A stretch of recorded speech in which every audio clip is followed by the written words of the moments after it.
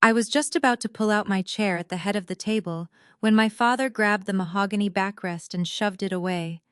The heavy wood scraped violently against the marble floor. The sharp noise cut through the ambient chatter of the luxury steakhouse. He did not even look me in the eye when he said it. "I do not sit with a poor, useless kid." My younger sister immediately pulled out her phone to live stream my humiliation. I simply stood there completely calm. They had no idea that the quiet sister they were mocking was about to dismantle their entire empire. "My name is Zaria. I am 35 years old. If you have ever been the black sheep of your family, the one who had to work 10 times as hard just to be treated like you were invisible, let me know where you are watching from in the comments. Hit the like button and subscribe, because you will want to hear how I turned a lifetime of disrespect into the ultimate lesson in power." The setting for my public execution was an ultra-exclusive steakhouse in downtown Atlanta. Crystal chandeliers cast a warm golden glow over white tablecloths and premium leather booths. We were supposed to be celebrating the 40th anniversary of my father Elias founding his logistics company. It was a proud milestone for a Black-owned business in the South. But in my family, success was a weapon used to bludgeon anyone who did not fit a very specific aesthetic. I arrived precisely on time, wearing an unbranded but impeccably tailored charcoal suit. It was quiet luxury, the kind of clothing that does not scream for attention, but commands respect from anyone who truly knows quality. My family, however, only respected loud displays of wealth. My younger sister Jada was draped in flashy designer logos from head to toe. She was the golden child, the social media star who had never worked a hard day in her life, but somehow took credit for the family legacy. Next to Jada sat her husband, Trent. He was a white man with a slick smile and an ego that entered the room 5 minutes before he did. My father had recently appointed Trent as the chief financial officer of the logistics empire, passing over me without a second thought. Elias had convinced himself that having a white executive as the face of the financial department would secure better commercial loans from the downtown banks. He handed the keys to his legacy to a man who had married into the family just 2 years ago, completely ignoring his own flesh and blood. When my father pushed that chair away, the silence at our table was deafening. My mother Corinne sat next to him, delicately sipping her expensive red wine. She did not flinch. She did not defend me. She simply adjusted her diamond necklace and looked slightly annoyed that I was causing a delay in the appetizer service. "Stop standing there, making everyone uncomfortable." "Zaria," my mother said, her tone dripping with exhaustion, "just go find a seat at the bar or squeeze in at the end. You are ruining the aesthetic of the evening." I looked at the empty spaces at the far end of the long table near the kitchen doors. It was a physical manifestation of my place in their world. Always present, but never included. Always useful for running errands or fixing their tech issues, but never respected as an equal. Before I could even take a breath, Jada had her phone pointed right at my face. The red recording light blinked like a warning beacon. She was broadcasting live to her hundreds of thousands of followers, turning my humiliation into content. "Look at her, y'all!" Jada laughed, her voice artificially bright for the camera, showing up to a luxury dinner looking like a mid-level desk clerk. "Zaria, you really need to step up your game. You should be grateful Dad even let you breathe the same air as Trent tonight. Trent is closing multi-million-dollar deals while you are still doing freelance bookkeeping from your tiny apartment." Trent leaned back in his chair, swirling his bourbon. He offered me a patronizing smile. "Come on, Jada, go easy on her. Not everyone is cut out for the big leagues. Someone has to balance the petty cash ledgers for the small businesses." The sheer audacity of his comment burned, but I did not let a single emotion cross my face. I had spent my entire childhood crying over my father's rejection. I had spent my 20s exhausting myself trying to earn a place at his table by bringing him flawless financial models and brilliant restructuring plans. He had dismissed every single one, telling me I lacked the aggressive edge needed to survive in the corporate world. What Elias and the rest of my family did not know was that I had taken that aggressive edge and built an empire of my own. While they thought I was a struggling freelance accountant, scraping by in a small apartment, I was actually the founder and managing partner of Obsidian Capital. My firm specialized in acquiring and restructuring distressed assets. I navigated the most ruthless sectors of private equity commanding boardrooms and liquidating multi-million-dollar portfolios before breakfast. The tailored suit I was wearing cost more than Jada's entire flashy outfit, but I had long ago stopped needing their validation to know my worth. I looked at the camera lens on Jada's phone, then shifted my gaze to my father. He was already ignoring me, signaling the waiter to bring another round of drinks. He looked so incredibly proud of the table he had assembled. A compliant wife, a beautiful socialite daughter, and a smug son-in-law who he believed would elevate his business to the next level. In that moment, all the residual pain from my childhood evaporated. The desperate little girl who just wanted her father to look at her with pride was gone. She was replaced entirely by the ruthless private equity executive that I had become. They wanted to treat me like a poor, useless kid. I was going to let them play that game until the trap snapped shut. I did not raise my voice. I did not swat Jada's phone away. I simply stood my ground, my posture perfectly straight. The extreme calm I projected seemed to unnerve Trent slightly. His arrogant smile faltered for a fraction of a second as my eyes locked onto his. "Are you deaf?"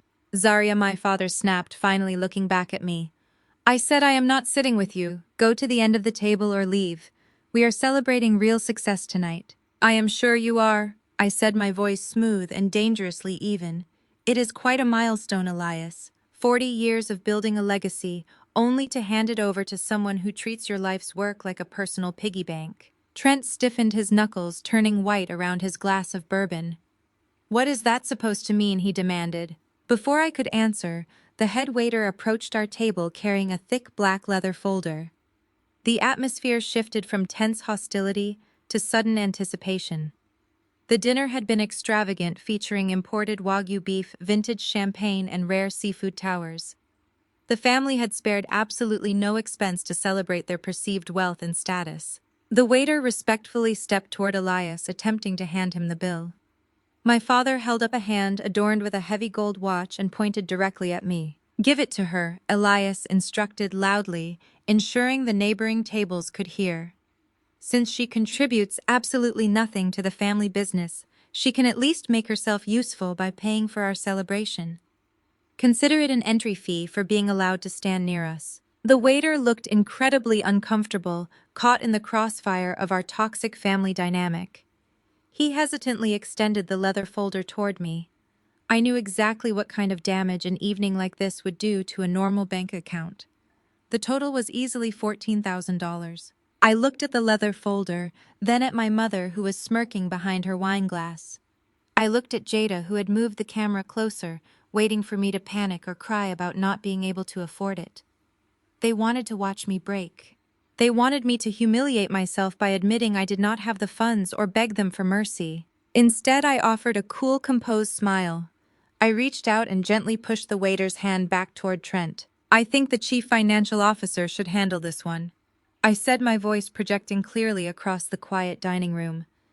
"After all, Trent has been taking such wonderful care of the company finances lately." Trent scoffed, snatching the leather folder from the waiter's hand. "Please, it is embarrassing watching you try to act tough, Zarya. Do not worry. I will cover your share since you are clearly out of your depth." Trent pulled out his heavy metal corporate credit card, the one tied directly to the primary operating account of my father's logistics empire.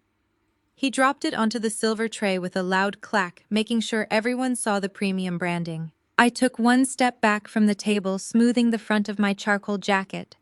I looked down at the man who had stolen my rightful position and the father who had enabled him. "I would not be so confident, Trent," I said softly, keeping my eyes locked on his. "I have a very strong feeling that corporate card is going to decline." Trent let out a loud, abrasive laugh. "You are delusional. There is over $2 million in operational liquidity on that account. Stop embarrassing yourself and leave." I gave a slight nod to my father, who was glaring at me with pure venom. "Enjoy the rest of your evening, Elias. Congratulations on 40 years. I turned on my heel and walked away. My strides were measured and deliberate. I did not rush. I did not look back. As I moved through the lavish restaurant, the crystal chandeliers seemed to shine a little brighter.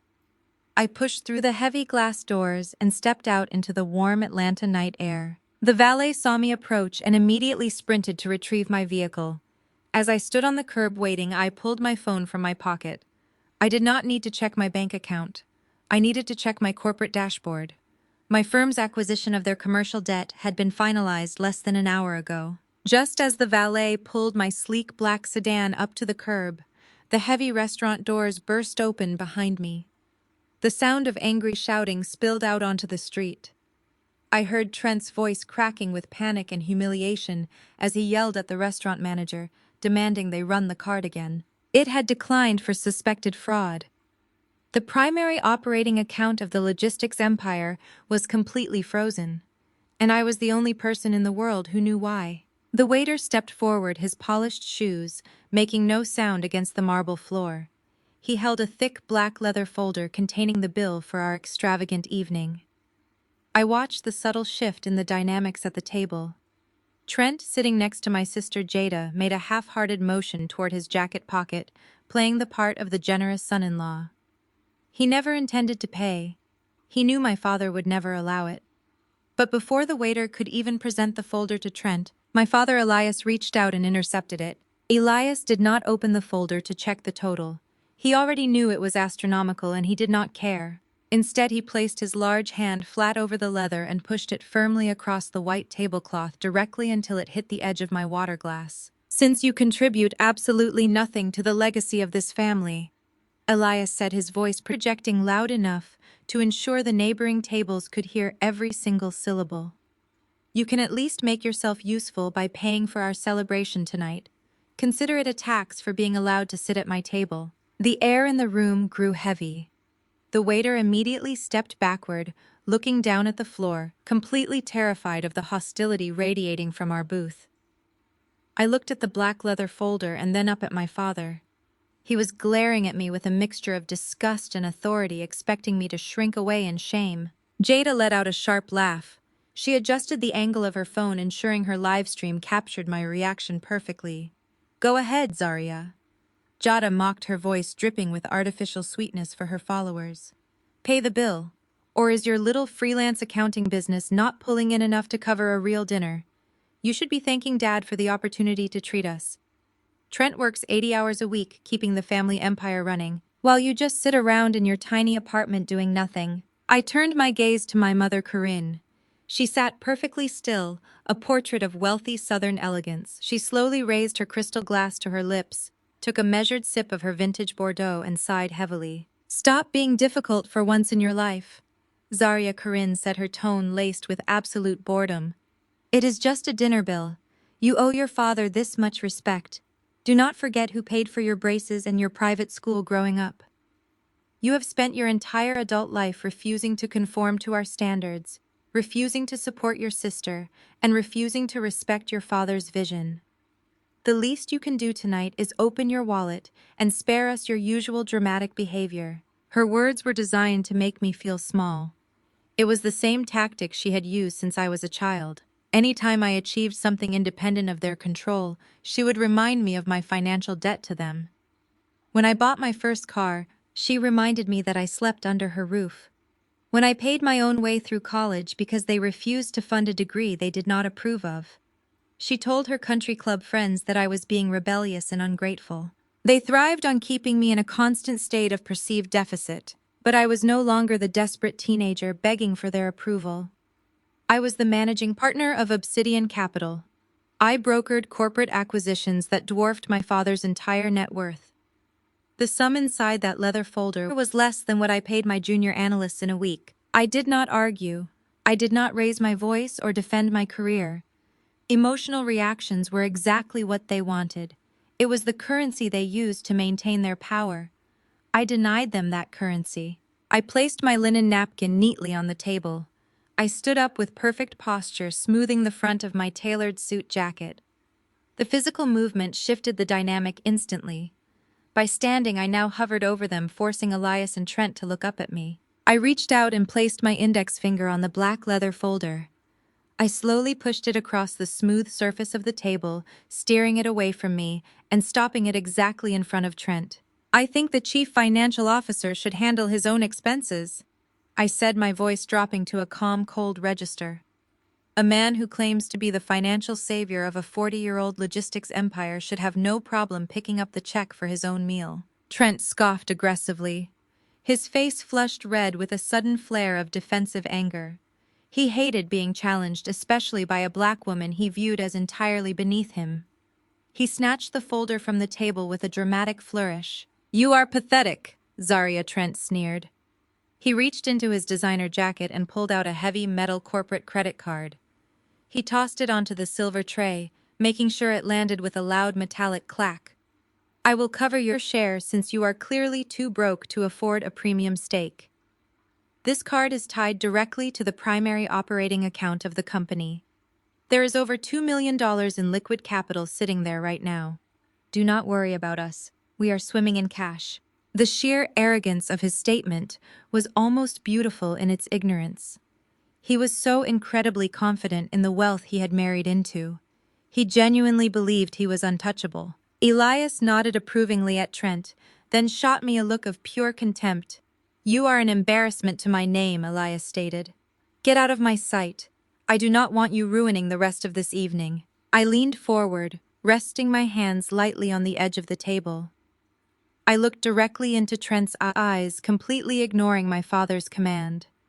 I let a few seconds of silence pass, allowing the weight of my presence to press down on him. "I would be very careful about making promises you cannot keep, Trent," I said, my tone perfectly level. "I have a very strong feeling that premium corporate card is going to decline." Trent let out a harsh, mocking laugh. Jada joined in, turning her camera back to her own face to share her amusement with her audience. "You are actually delusional," Trent said, shaking his head. "Go back to your cheap little apartment, Zaria. Leave the heavy lifting to the professionals." I did not offer a rebuttal. I simply gave a slight nod. "Have a wonderful anniversary, Elias," I said. I turned on my heel and walked away. I moved through the lavish dining room with the calm, steady stride of an executive who had already won the war. I felt the stares of the other patrons on my back, but I paid them no mind. My mind was already analyzing the next steps in my strategy.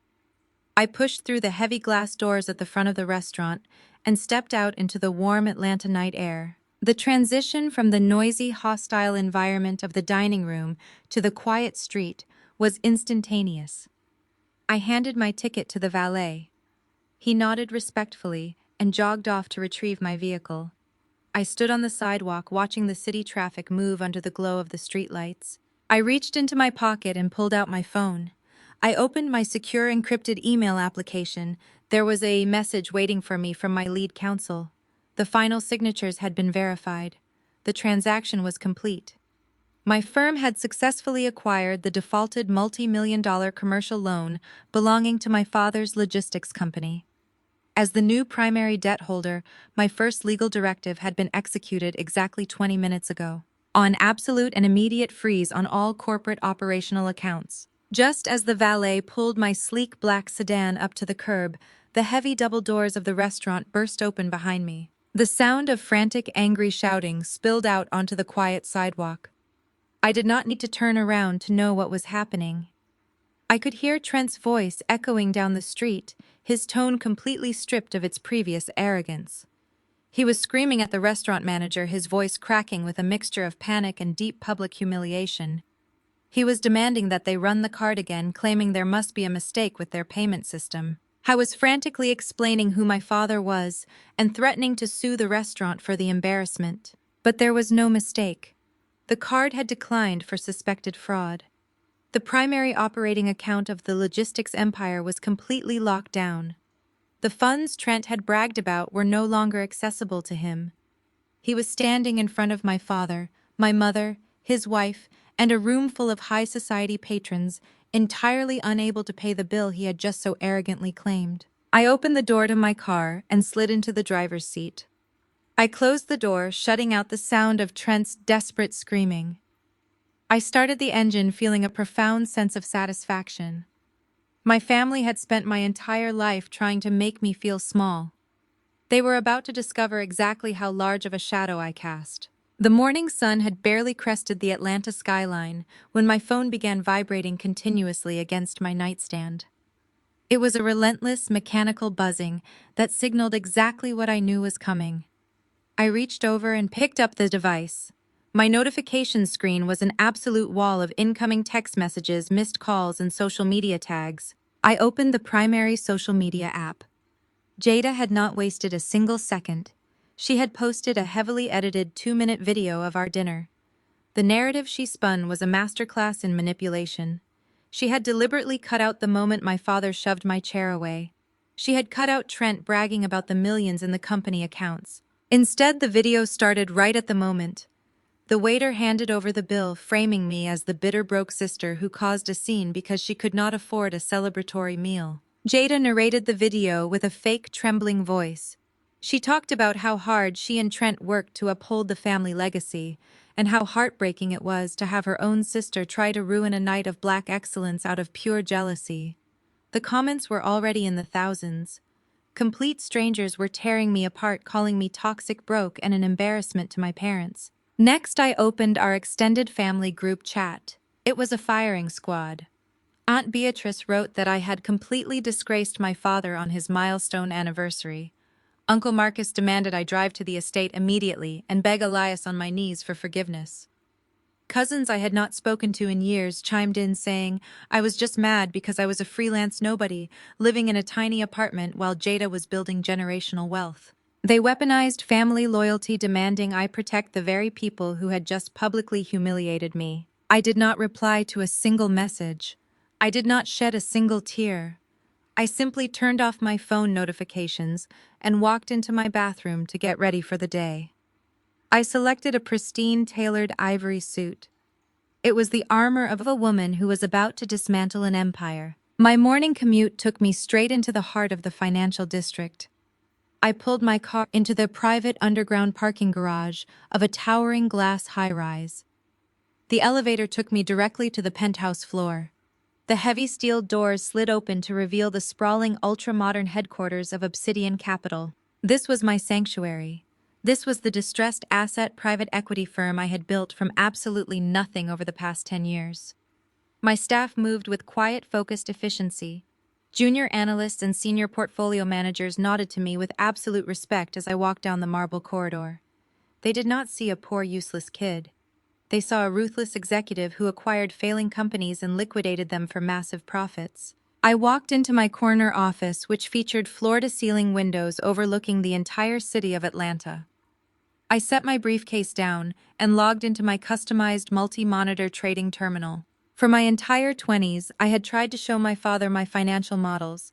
I had begged him to let me optimize his logistics company. He had always laughed, telling me I was too soft, too quiet, and too weak to handle the brutal realities of corporate finance. He told me the business world was a predator's game and that I belonged at a basic desk job. So I took his advice. I became the apex predator.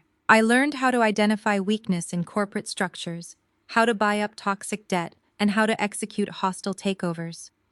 I had been silently monitoring my father's company for the past 14 months, watching the exact moment he handed the financial reins over to Trent. I pulled up the highly encrypted financial dashboards, tracking the operational health of the logistics company. The data displayed across my screens painted a horrifying picture. Elias had spent 40 years building a prominent, respected, Black-owned enterprise. It was supposed to be a pillar of our community. But the ledgers showed that the foundation was completely rotting from the inside out. I clicked into the detailed expense reports. Trent was bleeding my father's company dry. Millions of dollars were being siphoned off through carefully disguised operational expenses. I tracked the money flowing directly into Jada's extravagant marketing accounts, funding her designer wardrobe and luxury vacations under the guise of brand promotion. I saw the exorbitant leases for their imported sports cars written off as company fleet vehicles. Worse, I traced aggressive capital transfers filtering into offshore shell companies that Trent had set up under a completely different corporate umbrella. He was systematically robbing my family blind, smiling in my father's face, while tearing down 4 decades of hard work. He was draining a legacy of black excellence to fund his own personal greed, while Elias patted him on the back and pushed his own daughter away. My eyes locked onto the central alerting module on my right screen. A bright red notification flashed across the dashboard. It was the absolute confirmation I had been waiting for. Because of Trent's reckless embezzlement and catastrophic mismanagement, the logistics company had officially defaulted on a massive $45 million commercial loan. The grace period had expired at midnight. The primary lending bank was preparing to sell off the toxic debt to the highest bidder to recoup their losses. They wanted to wash their hands of the failing business, and Obsidian Capital was already positioned to be the buyer. The soft chime of my office door opening pulled my attention away from the glaring red alerts on my monitors. My lead counsel Malik stepped into the room. Malik was a brilliant legal mind, a man who had left a massive corporate law firm to help me build Obsidian Capital from the ground up. He understood the ruthless nature of our business, but more importantly, he understood my personal history, with the logistics company currently bleeding out on my screens. He walked across the plush carpet and placed a thick stack of heavily tabbed legal documents directly in the center of my desk. The crisp white paper contrasted sharply against the dark mahogany wood. "The primary lending bank accepted our terms, Zarya," he said, his voice steady and professional. They were desperate to offload the toxic debt before the quarterly earnings report. The transfer has been fully authorized. All they need is your final signature to complete the acquisition. I stared at the thick stack of paper. For a moment, the high-tech office around me seemed to fade away. I was not looking at a standard debt acquisition contract. I was looking at 35 years of my life. I was looking at every single time my father Elias had told me I lacked the intelligence to understand his business. I was looking at every holiday dinner where my mother Corinne had praised my sister Jada for her superficial accomplishments while treating my intense work ethic as a character flaw. I was looking at the sheer arrogance of Trent, the mediocre white man they had elevated above me, simply because he looked the part they thought the downtown banks wanted to see. My father had always defined black excellence through the lens of flashy dinners, expensive cars, and country club memberships. He wanted to look wealthy. I wanted to own the system that created the wealth. That fundamental difference was why he pushed my chair away. He could never understand that true power does not need to beg for a seat at the table. True power buys the building the table sits in. I reached out and picked up my fountain pen. The metal felt cool and heavy in my hand. "Are you ready to do this?" Malik asked quietly. He knew exactly what this meant. He knew this was not just another day at the office.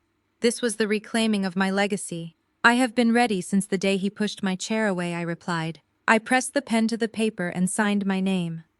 With a few swift strokes of ink, I officially acquired the $45 million defaulted loan. The transaction was legally binding and absolute.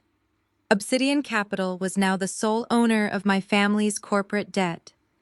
The logistics empire that Elias had built, the business that funded their country club memberships and designer lifestyles, now answered entirely to me. I closed the folder and handed it back to Malik.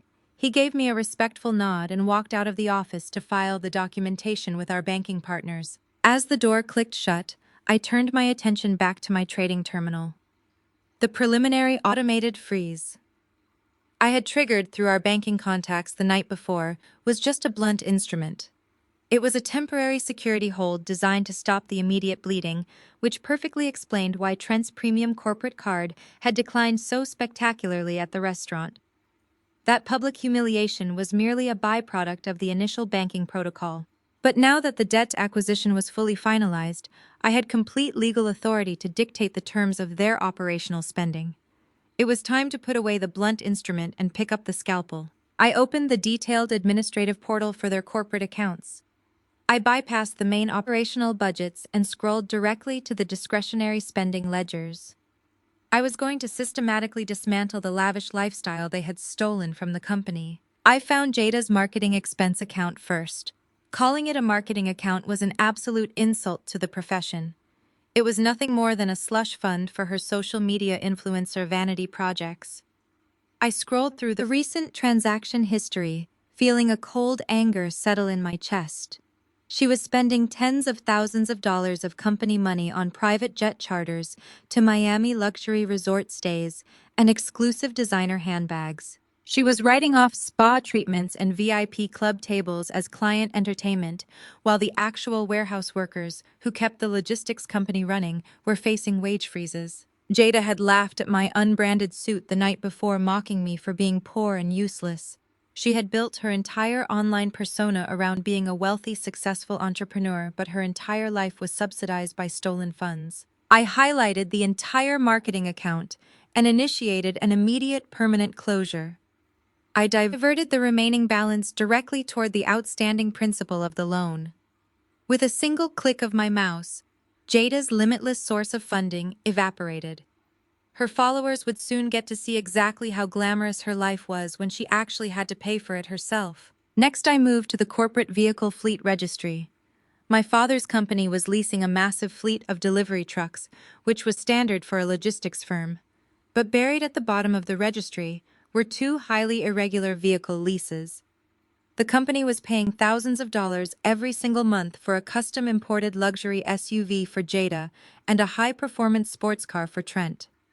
They were classifying these exotic vehicles as essential company transportation. I drafted an immediate lease termination and repossession order. I attached my legal authorization as the primary debt holder and sent the documents directly to the luxury dealership holding the titles.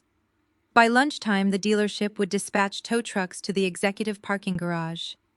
Trent and Jada were going to have a very difficult time maintaining their wealthy facade when they had to take a rideshare home from the office. I spent the next hour going through every single vendor contract and consulting fee. I terminated the country club memberships that were being billed as networking expenses. I canceled the corporate accounts at high-end steakhouses and luxury retailers. I squeezed the financial oxygen out of their personal lives, while leaving just enough in the operational accounts to ensure the actual truck drivers and warehouse staff would still receive their paychecks. The innocent employees did not deserve to suffer for Trent's staggering incompetence and my father's blind pride. When I was finished, the logistics company had been stripped of every single ounce of excess fat. The only money moving through the system was dedicated to essential survival. Elias and Trent were going to walk into their offices today and find themselves completely paralyzed. I leaned back in my leather chair and took a deep breath. The office was quiet. The view of the Atlanta skyline was magnificent. I had finally taken control. Suddenly, the silence was broken by the sharp ringing of my private office line. I glanced at the caller identification. It was an automated forward from my old personal cell phone number, the one my family thought was my only line of communication. I did not answer it. I watched the digital indicator flash as the call went directly to my secure voicemail system. A few seconds later, an audio file appeared in my inbox. I clicked play. The audio was loud and distorted, completely saturated with aggressive background noise. It was Trent. He was screaming into the phone, his voice hoarse with a terrifying amount of rage. He unleashed a barrage of horrific profanity, calling me every derogatory name he could think of. He told me that whatever stupid banking prank I had pulled at the restaurant was going to cost me my life. "Listen to me, you worthless piece of trash!" Trent screamed into the voicemail, his breathing heavy and erratic. "You think you can embarrass me in front of those people? You think you can call my bank and make up lies about fraud to get my cards locked? I am the chief financial officer of this empire. You are nothing but a broke loser doing contract work in a tiny little apartment. I know exactly where you live, Zarya. I am driving over there right now to teach you a permanent lesson about disrespecting your betters. When I am done with you, I am going to have Elias completely disown you. You will never see a single dime from this family again." The voicemail ended with a violent crashing sound, as if he had thrown his phone against a wall. I sat in my penthouse office listening to the dial tone. Trent was an incredibly dangerous combination of arrogant and ignorant. He genuinely believed that the declined card was just a petty trick I had pulled by calling a customer service line. He thought I was cowering in a run-down apartment, terrified of his white privilege and his supposed corporate authority. He believed he was hunting a helpless target. He had absolutely no idea that the woman he was threatening was currently sitting in a glass tower holding the legal deed to his entire existence. I did not go back to my penthouse apartment.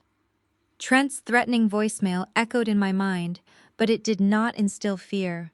It provided a timeline. He was unstable, reckless, and desperately searching for a scapegoat. I knew exactly where I needed to be to finalize the destruction of his career. I left the glass and steel sanctuary of Obsidian Capital and drove my sedan toward the industrial district of South Atlanta. This was where my father had laid the physical foundation of his logistics empire 40 years ago. The original warehouse still stood near the rail yards. It was a massive weathered brick structure that now housed the company's physical archives and overflow records. It was a place Elias rarely visited, and Jada completely avoided because it lacked glamour. It was dusty quiet, and filled with decades of corporate history packed tightly into heavy steel filing cabinets. I swiped my old contractor access card at the rusted side entrance. The digital reader beeped and the lock clicked open. The system still recognized my credentials because Trent, in his staggering administrative incompetence, had never bothered to update the security protocols for the lower-level staff when he took over. I walked down the narrow, dim aisles under the hum of flickering fluorescent lights. I was not there to hide from my brother-in-law. I was there to gather the physical shipping manifests from 3 years ago. Trent had been sloppy when Elias first handed him the reins. Before Trent figured out how to move his embezzlement scheme entirely online, he had left a tangible paper trail of falsified vendor invoices and inflated equipment purchases. I needed those hard copies to make the federal case absolutely bulletproof. I wanted the kind of evidence that no highly paid defense attorney could ever argue away. I was pulling a thick, heavy ledger from a bottom drawer when the metal security door at the far end of the aisle slammed shut with a deafening crash. The sudden noise echoed sharply through the cavernous space. Heavy, aggressive footsteps marched down the concrete floor, moving with violent purpose. Trent rounded the corner of the filing cabinets. He looked completely unhinged. His expensive designer suit was deeply wrinkled. His silk tie was pulled loose and his face was flushed with frantic anger. He had clearly spent the entire morning dealing with the catastrophic fallout of the frozen bank accounts and the sudden repossession of his luxury vehicles. He glared at me, his chest heaving as he caught his breath. He had tracked my keycard swipe through the central security system and driven straight here to hunt me down. "You really thought you could hide from me in this dusty basement," Trent spat. He stepped into the narrow aisle, moving aggressively. He used his larger frame to physically block the only exit, trapping me between the towering rows of steel cabinets. The sheer arrogance radiating from him was suffocating. Here was a mediocre white man standing in the historical archives of a legacy black-owned business, attempting to physically intimidate the daughter of the founder.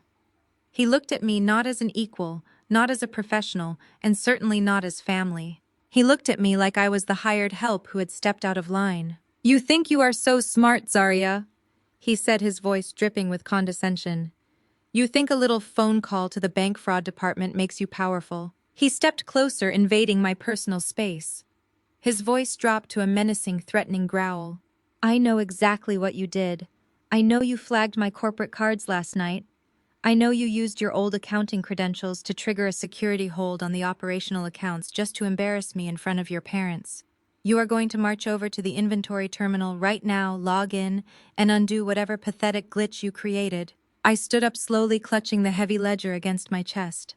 I kept my face entirely blank, masking the profound realization washing over me. Trent had absolutely no idea about the debt acquisition. He had no idea Obsidian Capital even existed, let alone that I was the managing partner. He genuinely believed that the catastrophic financial freeze currently dismantling his life was just a petty administrative trick I had pulled out of spite. His blinding ego prevented him from even considering that a black woman he viewed as a quiet, boring freelancer could possess the power to buy his entire existence. "You are going to unfreeze my accounts immediately," Trent demanded, pointing a trembling finger directly at my face. "You are going to authorize the transfer of the emergency liquid funds directly into my executive account, and you are going to do it before the banks close today." I remained perfectly still, holding his furious gaze. Trent misread my silence as fear. He took another step forward, towering over me, trying to use his presence to force me into submission. "If you refuse, I will personally guarantee that Elias permanently disowns you," Trent threatened, wielding my father's approval like a weapon. "I will make sure you never see a single dime of the family inheritance. I will tell your father that you tried to sabotage his life's work out of pure jealousy, because you could never measure up to Jada. I will ruin your pathetic little freelance career so thoroughly you will not be able to get a job scanning barcodes in a warehouse." He stood there, chest puffed out, completely convinced of his own superiority. He expected me to crumble. He expected the quiet, overlooked sister to burst into tears, apologize, and beg for mercy. He wanted me to open the financial gates so he could continue stealing from my family. I looked down at the concrete floor, letting my shoulders slump slightly. I played the exact role he had assigned to me in his mind. I became the intimidated, helpless clerk. As I lowered my gaze, I slowly moved my left hand behind the thick ledger. I tapped the screen of my smartwatch twice, activating the high-definition audio recording application. I realized Trent thought I was just a terrified, powerless woman. He had cornered me in an empty building, completely blinded by his own privilege, presenting me with the absolute perfect opportunity to let him talk himself straight into a federal indictment. I let my shoulders hunch just a fraction more. I kept my eyes fixed on the dusty concrete floor, projecting the exact image of submission he craved. My silence was a vacuum, and Trent possessed the kind of massive, unearned ego that absolutely demanded to fill it. "I do not know how to unfreeze the accounts, Trent," I said, letting my voice waver perfectly. I made sure to sound small and overwhelmed. "The bank algorithms locked the primary ledgers. I do not even understand how you triggered a multi-million-dollar fraud alert. I am just a contract bookkeeper." Trent threw his head back and laughed. It was a harsh, grating sound that bounced off the steel filing cabinets. He ran a hand through his perfectly styled hair, looking at me like I was an insect he was debating whether or not to step on. "You really are exactly what your father says you are," Trent sneered. "Elias always told me you lacked the fundamental intellect to understand high-level finance. He said you were too timid, too quiet, and entirely too weak to play the game." "You want to know how I triggered a fraud alert, Zarya? I did not trigger anything. Your outdated, pathetic little legacy company triggered it because Elias built a fragile house of cards, and I simply found the back door." He took another step closer, his expensive cologne mixing with the smell of old paper and industrial dust. I stayed perfectly still, keeping my wrist angled so the microphone on my smartwatch had a clear, unobstructed line to his voice. "You actually thought you deserved my job, did you not?" Trent asked, his tone dripping with absolute mockery. "You thought because you share his blood and because you spent your entire 20s practically begging for his approval that Elias would hand you the keys to the kingdom. Let me tell you a harsh truth about your precious father. Elias knows that a black woman with a quiet personality is never going to secure prime lending rates from the elite downtown banks. He needed a face the country club executives would trust. He needed a man they recognized as one of their own. He handed me the chief financial officer position because my white skin was the best collateral he had ever seen." The raw, unfiltered reality of his words hit me, but it did not break me. It only confirmed the internalized prejudice I had watched my father operate under for decades. Elias had sold out his own daughter, his own flesh and blood, for the illusion of proximity to white corporate power. And in doing so, he had invited a parasite right into the heart of his life's work. "But the bank froze the money," I countered, keeping my voice appropriately frantic. "If you are so brilliant, how did you lose control of the operational liquidity? Where did all the capital go, Trent? The ledgers I saw were completely empty." Trent scoffed, crossing his arms over his chest. He was entirely too eager to prove his superiority to a woman he considered mathematically illiterate. "The capital went exactly where I told it to go," Trent bragged, stepping right into the trap. "I have been moving 7 figures a quarter out of the primary operational accounts for the last 14 months. I set up 3 offshore shell companies under a separate corporate umbrella in the Cayman Islands. It is brilliantly simple, really. I draft falsified invoices from phantom logistics vendors. Elias signs off on the expense reports without even reading them because he trusts me blindly. The company pays the fake invoices, the capital flows offshore, and then it filters directly back into my private trust." He smiled, a cold, greedy expression that contorted his features. "How do you think Jada affords her lifestyle?" he continued, completely unprompted. "You think her little social media posts pay for private jets to Miami and $50,000 shopping sprees? I funnel the offshore money straight into her marketing expense accounts as a corporate write-off." I leased our luxury vehicles under the company fleet registry. I am bleeding your father's legacy completely dry right in front of his face, and he thanks me for it every single day. He thinks I am a financial genius navigating complex tax loopholes. He is an arrogant old fool who was begging to be taken advantage of. I kept my breathing shallow, ensuring the smartwatch recorded every single crisp syllable of his confession. He was detailing wire fraud, corporate embezzlement, tax evasion, and gross breach of fiduciary duty. He was handing me a federal indictment wrapped in a bow, all because he could not resist the urge to gloat to someone he deemed inferior. "So you see," Zaria Trent said, leaning in so close I could feel the heat radiating from his anger. "I am not going down because of some automated banking glitch. I am untouchable. Elias will protect me, because admitting I robbed him blind would destroy his pride and humiliate him in front of the entire city. He would rather cover up my crimes than admit he was played by his own son-in-law." He pointed that trembling finger at me again, his face hardening back into a mask of aggressive entitlement. "You are going to log into the administrative portal right now," Trent ordered. "You are going to clear the security flags, and you are going to authorize the transfer of the emergency reserve funds directly into my executive account. You have until the end of the business day to fix this. If those accounts are not unfrozen by 5 o'clock, I am going to tell Elias that you orchestrated this entire freeze out of bitter jealousy. I will make sure you are blacklisted from every accounting firm in Atlanta. Do not test me." Trent did not wait for my response. He believed he had thoroughly terrified me into submission. He turned on his heel and marched down the narrow aisle, his heavy footsteps echoing through the archives until the metal security door slammed shut behind him. The silence rushed back into the warehouse.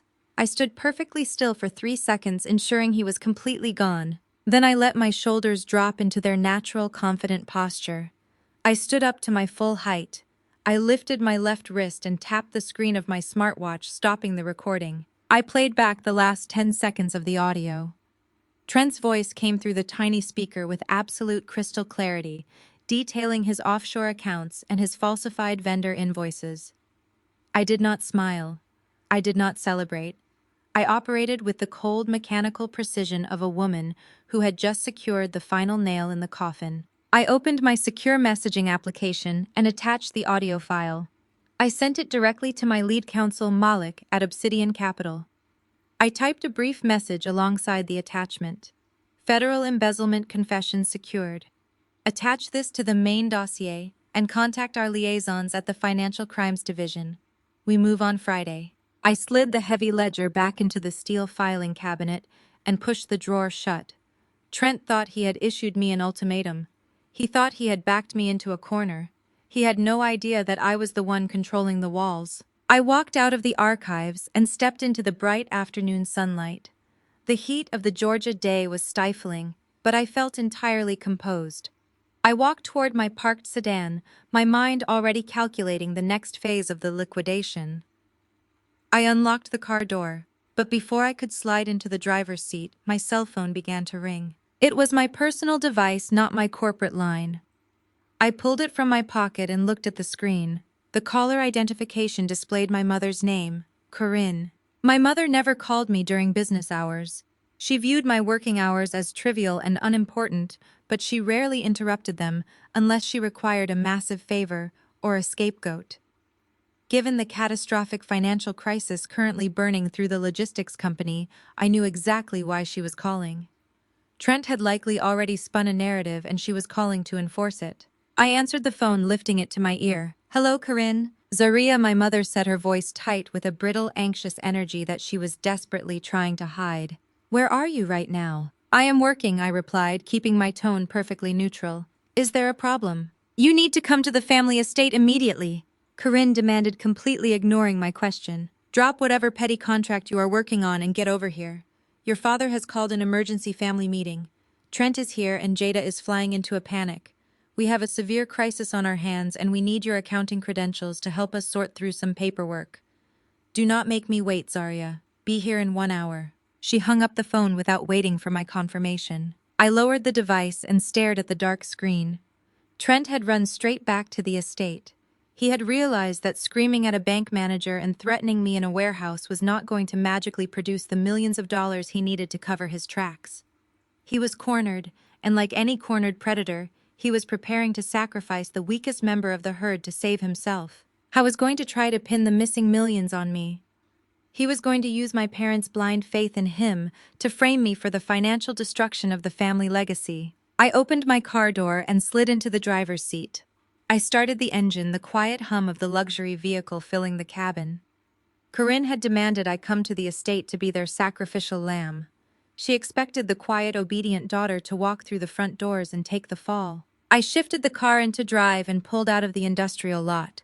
They wanted a family meeting. I was going to give them a corporate execution. The drive through the towering wrought iron gates of my family estate in Buckhead took exactly 14 minutes. I navigated my sedan up the winding cobblestone driveway, flanked by perfectly manicured oak trees and sprawling emerald lawns. This estate was the ultimate physical manifestation of my father's success.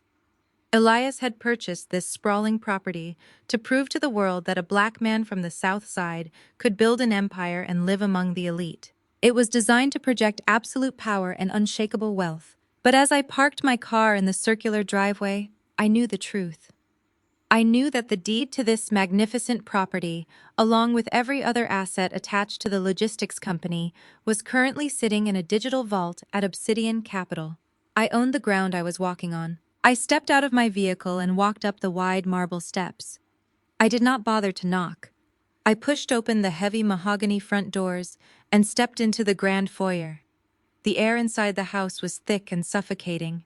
There was no background music playing, no smell of dinner being prepared in the chef's kitchen. The silence was heavy with hostility. I walked down the hallway and entered the formal living room. The seating arrangement had been explicitly designed as a tribunal. My mother Corinne sat perfectly upright on the center velvet sofa, her hands folded neatly in her lap.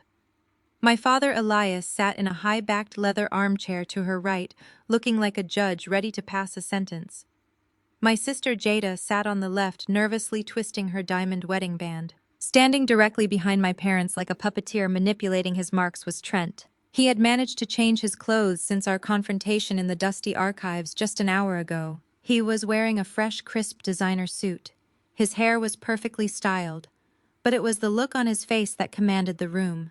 Trent was practically vibrating with an unbearable level of smug arrogance. He looked down at me with a triumphant smirk, completely convinced that he had just executed a flawless checkmate. Nobody offered me a seat, nobody offered a greeting. Corinne reached beside her and picked up a thick leather-bound binder. She lifted it and dropped it violently onto the center glass coffee table. The heavy thud echoed sharply through the quiet room. "We know exactly what you did," Zaria, my mother said, her voice dripping with absolute disgust. "We know why the corporate accounts were frozen last night, and we know why you caused that humiliating scene at the restaurant. You were trying to create a distraction." I kept my posture perfectly straight, my hands resting loosely at my sides. I looked at the binder on the table, and then shifted my gaze to Trent. He offered me a slow, mocking wink. He had run straight from the warehouse to the estate and spun a desperate, brilliant lie to save his own skin. Trent stepped out from behind the sofa and walked over to the coffee table. He tapped the thick binder with his index finger, playing the role of the diligent, brilliant executive.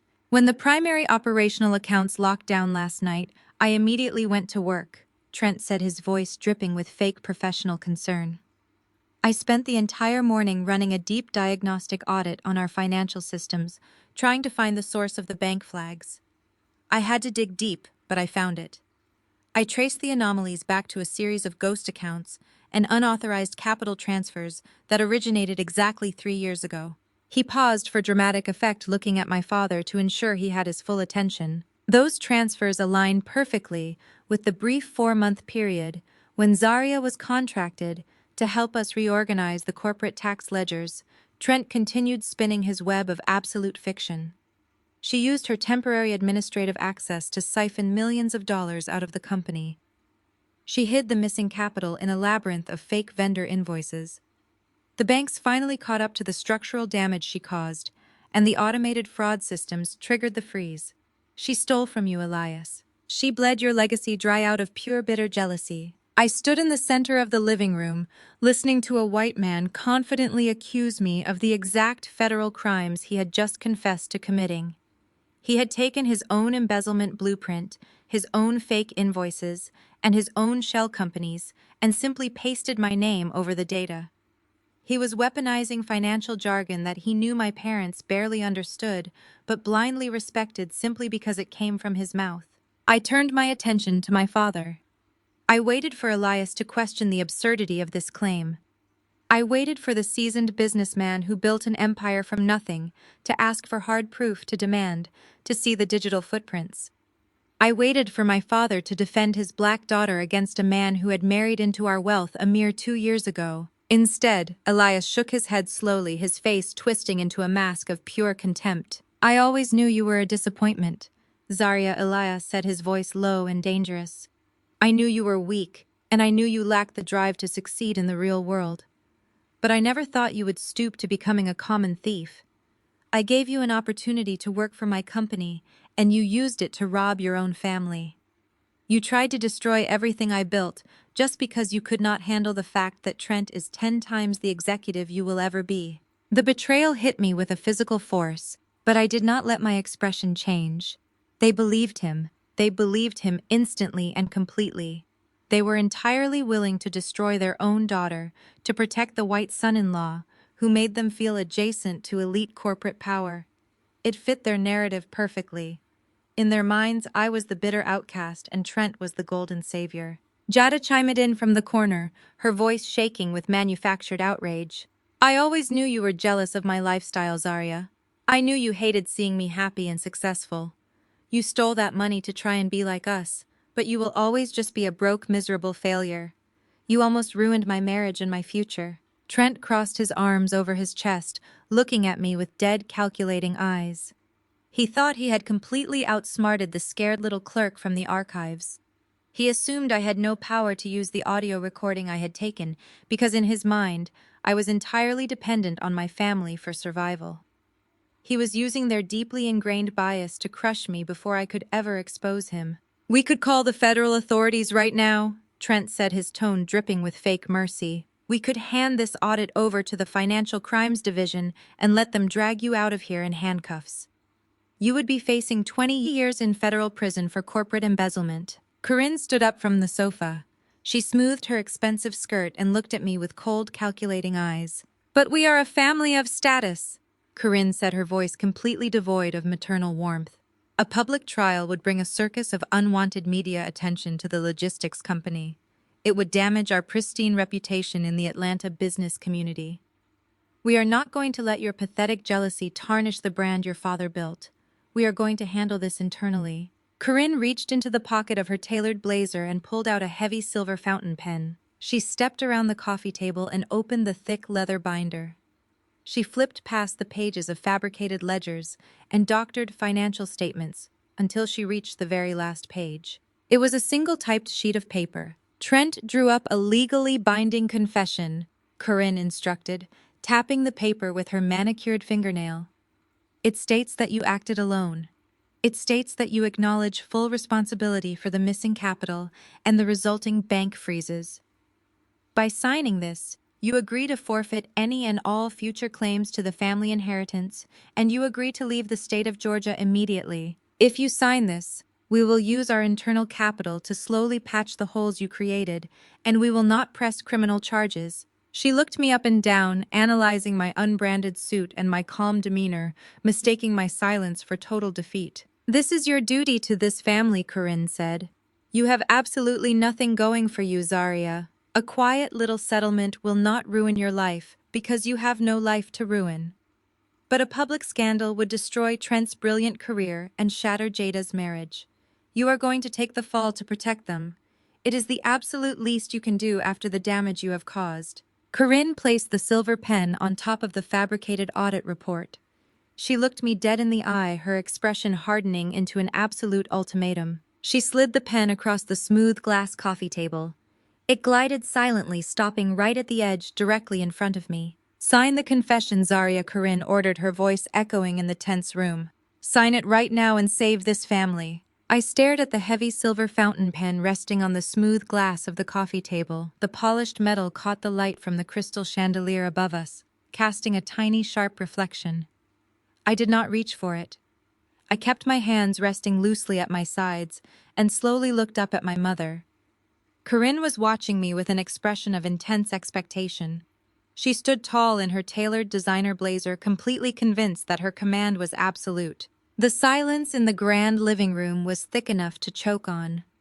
The sheer audacity of what they were demanding hung in the air between us.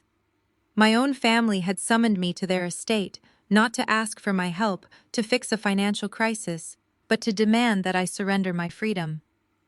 They wanted me to take the fall for a massive federal crime committed by the white man standing smugly behind their sofa.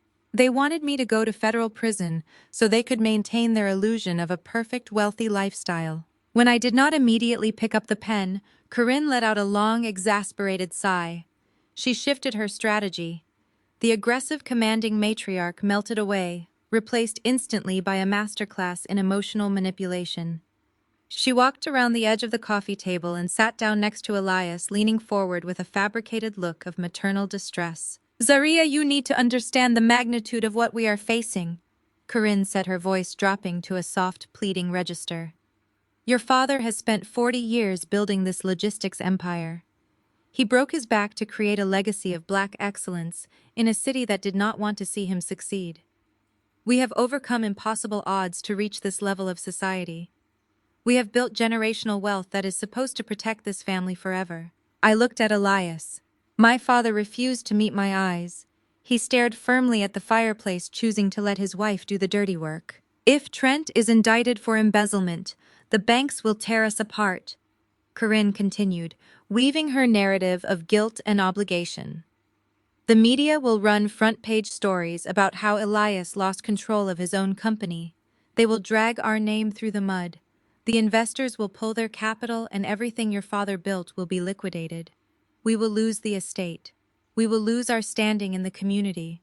You cannot let that happen, Zaria. You are a part of this family, and it is your duty to protect our legacy." Trent stepped out from behind the sofa, his hands tucked casually into his pants pockets. He looked entirely too relaxed for a man who had just stolen millions of dollars.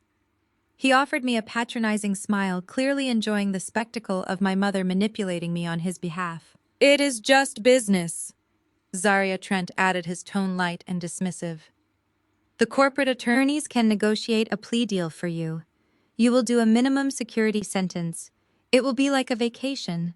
But if I go down, the entire corporate structure collapses. I am the only one holding the downtown banking relationships together. The company needs me out here." Jada chimed in, dabbing at her dry eyes with a tissue. She leaned heavily against Trent, playing the role of the fragile, devastated wife. "Please, Zaria," Jada whined, her voice shaking with fake tears. "You have to do this for me. If Trent goes to prison, my marriage will be ruined. My entire life will be destroyed. How am I supposed to show my face at the country club or the charity galas? Everyone will be laughing at us. You know I cannot handle that kind of stress. You have to save us." I sat there analyzing the sheer psychological abuse taking place in my childhood home. They were using my loyalty, my race, and my father's legacy as weapons against me. They were twisting reality, trying to convince me that sacrificing my life for a thief was an act of noble family devotion. I turned my attention back to Corinne. I wanted to see exactly how far she was willing to go. I wanted to hear her justify trading her daughter's freedom for her son-in-law's reputation. "Why me, Corinne?" I asked, my voice perfectly calm and devoid of emotion. "If this is about protecting the family, why should I be the one to carry the burden for his crimes?" Corinne did not hesitate. Her maternal mask vanished instantly, replaced by a cold, calculating ruthlessness. She looked at me, not as a mother looking at her child, but as a strategist evaluating a disposable asset. "Think about this logically," Zaria, Corinne said, her voice hardening. "You have no husband. You have no children. You have no real career to speak of.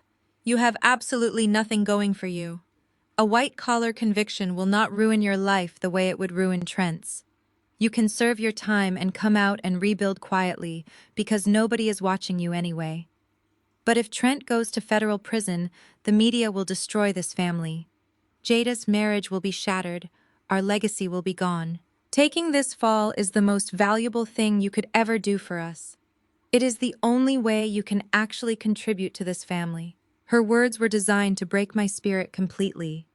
She wanted to strip away every ounce of my self-worth until I believed that a prison cell was the only place I belonged. The irony of her assessment was almost blinding. She was telling the managing partner of Obsidian Capital that she had no career. She was telling the woman who legally owned the roof over her head that she had nothing going for her. I did not scream. I did not throw a tantrum. I simply let the silence stretch out in the grand living room, allowing her toxic words to hang in the air. I looked at Elias again.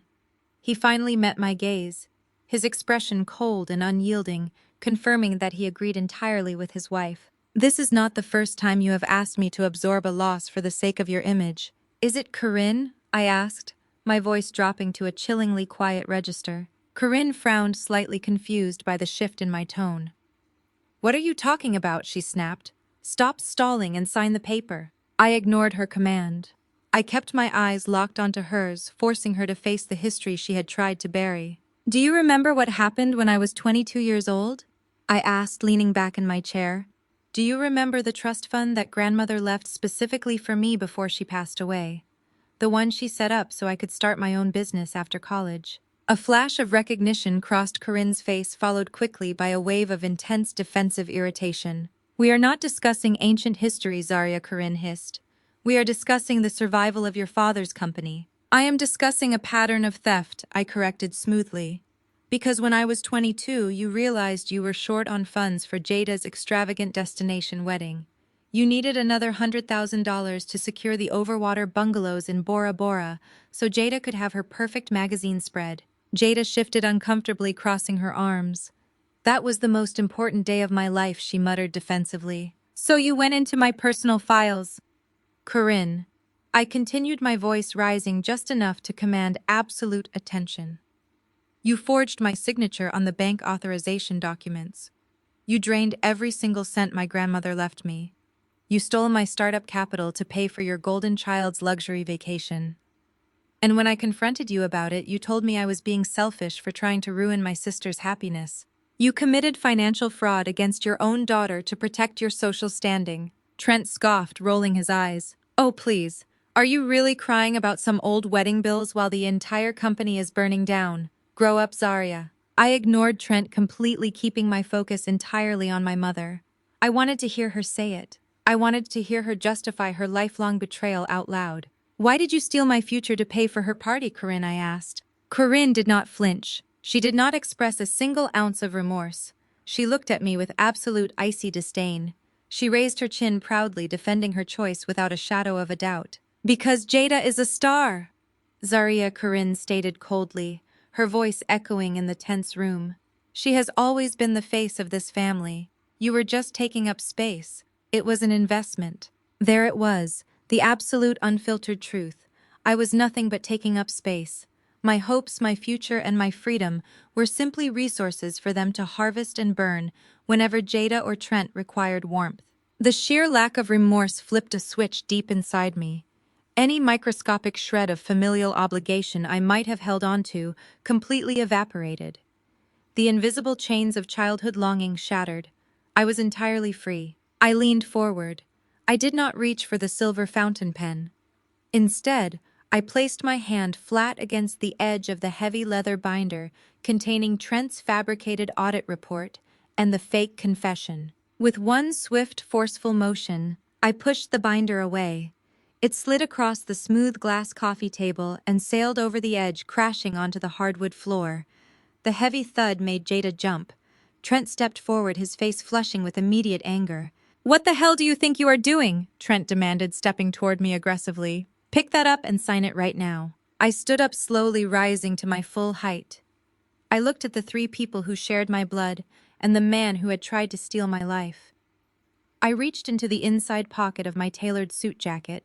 I did not pull out a pen. I pulled out my phone. I unlocked the screen with a quick swipe of my thumb.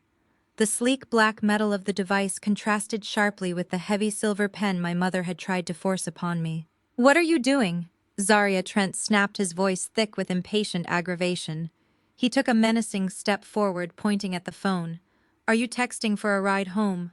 Put that away and sign the paper. You are wasting our time." I ignored him completely. I bypassed my personal messages and opened the highly encrypted application tied directly to the central servers at Obsidian Capital. I navigated past the daily acquisition reports and tapped into the active portfolio dashboard. I selected the specific financial module tracking my father's commercial loan. A digital countdown timer filled the entire screen, glowing in stark, bold red digits. I leaned over the glass coffee table and placed my phone flat on the surface right next to the fabricated audit report they had tried to use to destroy my life. "What is this nonsense?" Corinne demanded. She refused to lean forward, maintaining her rigid posture on the velvet sofa. "I told you to sign the confession, Zarya. We do not have time for whatever petty distraction you are trying to create." "That is a live operational clock," I said, my voice projecting a calm, absolute authority that echoed off the high ceilings of the living room. "It is tracking the exact grace period remaining on the $45 million commercial loan that Trent defaulted on last night." The room went entirely still. The sheer magnitude of the number seemed to suck the oxygen straight out of the air. "You have exactly until Friday morning at 9 o'clock to produce $45 million in liquid cash." I continued, holding my mother's gaze. "If those funds are not fully cleared by that precise moment, the new primary creditor is going to initiate an immediate and total liquidation of this entire logistics empire. They will seize the warehouses, they will seize the vehicle fleet, and they will seize the deed to this very estate because Trent was foolish enough to use it as collateral." Jada stared at the glowing red numbers on the screen, her mouth slightly open. She looked over at her husband, a flicker of genuine panic finally breaking through her entitled facade. "Trent, what is she talking about?" Jada asked, her voice trembling. "You said the accounts were just temporarily frozen because of a security glitch. You did not say anything about $45 million. Trent swallowed hard. I saw his Adam's apple bob as panic flared in his eyes for a fraction of a second. But his massive, unearned ego quickly rebuilt the wall. He let out a loud, dismissive scoff and shook his head, running a hand through his hair. "She is lying," Jada Trent said, waving his hand at me as if I were a minor annoyance. "She is just throwing out big numbers to scare you because she knows she is backed into a corner. She probably downloaded some fake countdown app just to be dramatic. Do you really think a low-level contract bookkeeper knows anything about our institutional debt structure?" Elias finally moved. My father stood up from his high-backed leather armchair. He buttoned his suit jacket and walked slowly toward the coffee table. He looked down at the glowing red timer on my phone, and then he looked up at me. He started to laugh. It began as a low rumble in his chest and built into a booming, condescending roar that filled the grand living room. He shook his head, looking at me with an expression of pure pity. "You really think you can walk into my house and scare me with some little accounting tricks on a cell phone?" Elias asked, his voice dripping with mockery.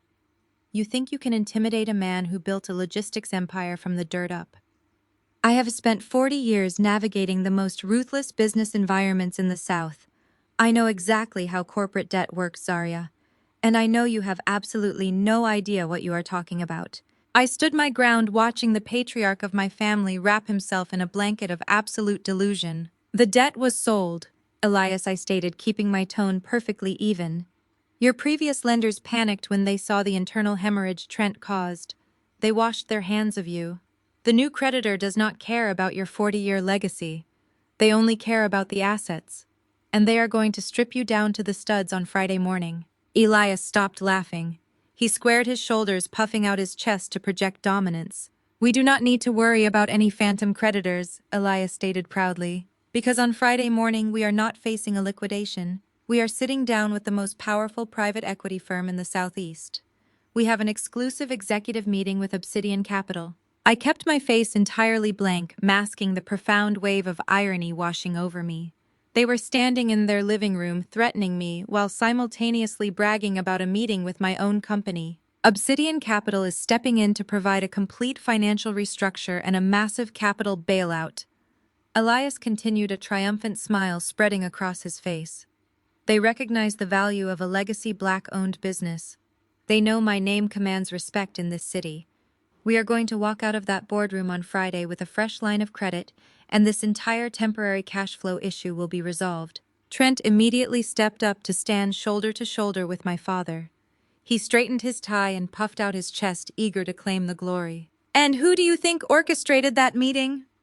Zaria Trent bragged, a smug, arrogant grin plastered across his face. "I have been in direct contact with Obsidian's senior acquisition team for weeks. I saw this transition coming, and I proactively secured our safety net. I was lying so effortlessly it was almost pathological. I knew for an absolute fact that Trent had never spoken to a single member of my acquisition team.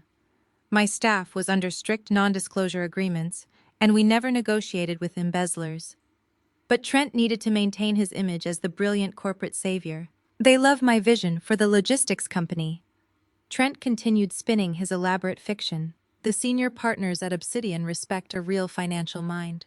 They reviewed the restructuring models I sent over, and they were blown away by my market projections. They already guaranteed us the capital injection. They practically begged to do business with me." Corinne smiled, her eyes shining with absolute adoration as she looked at her white son-in-law.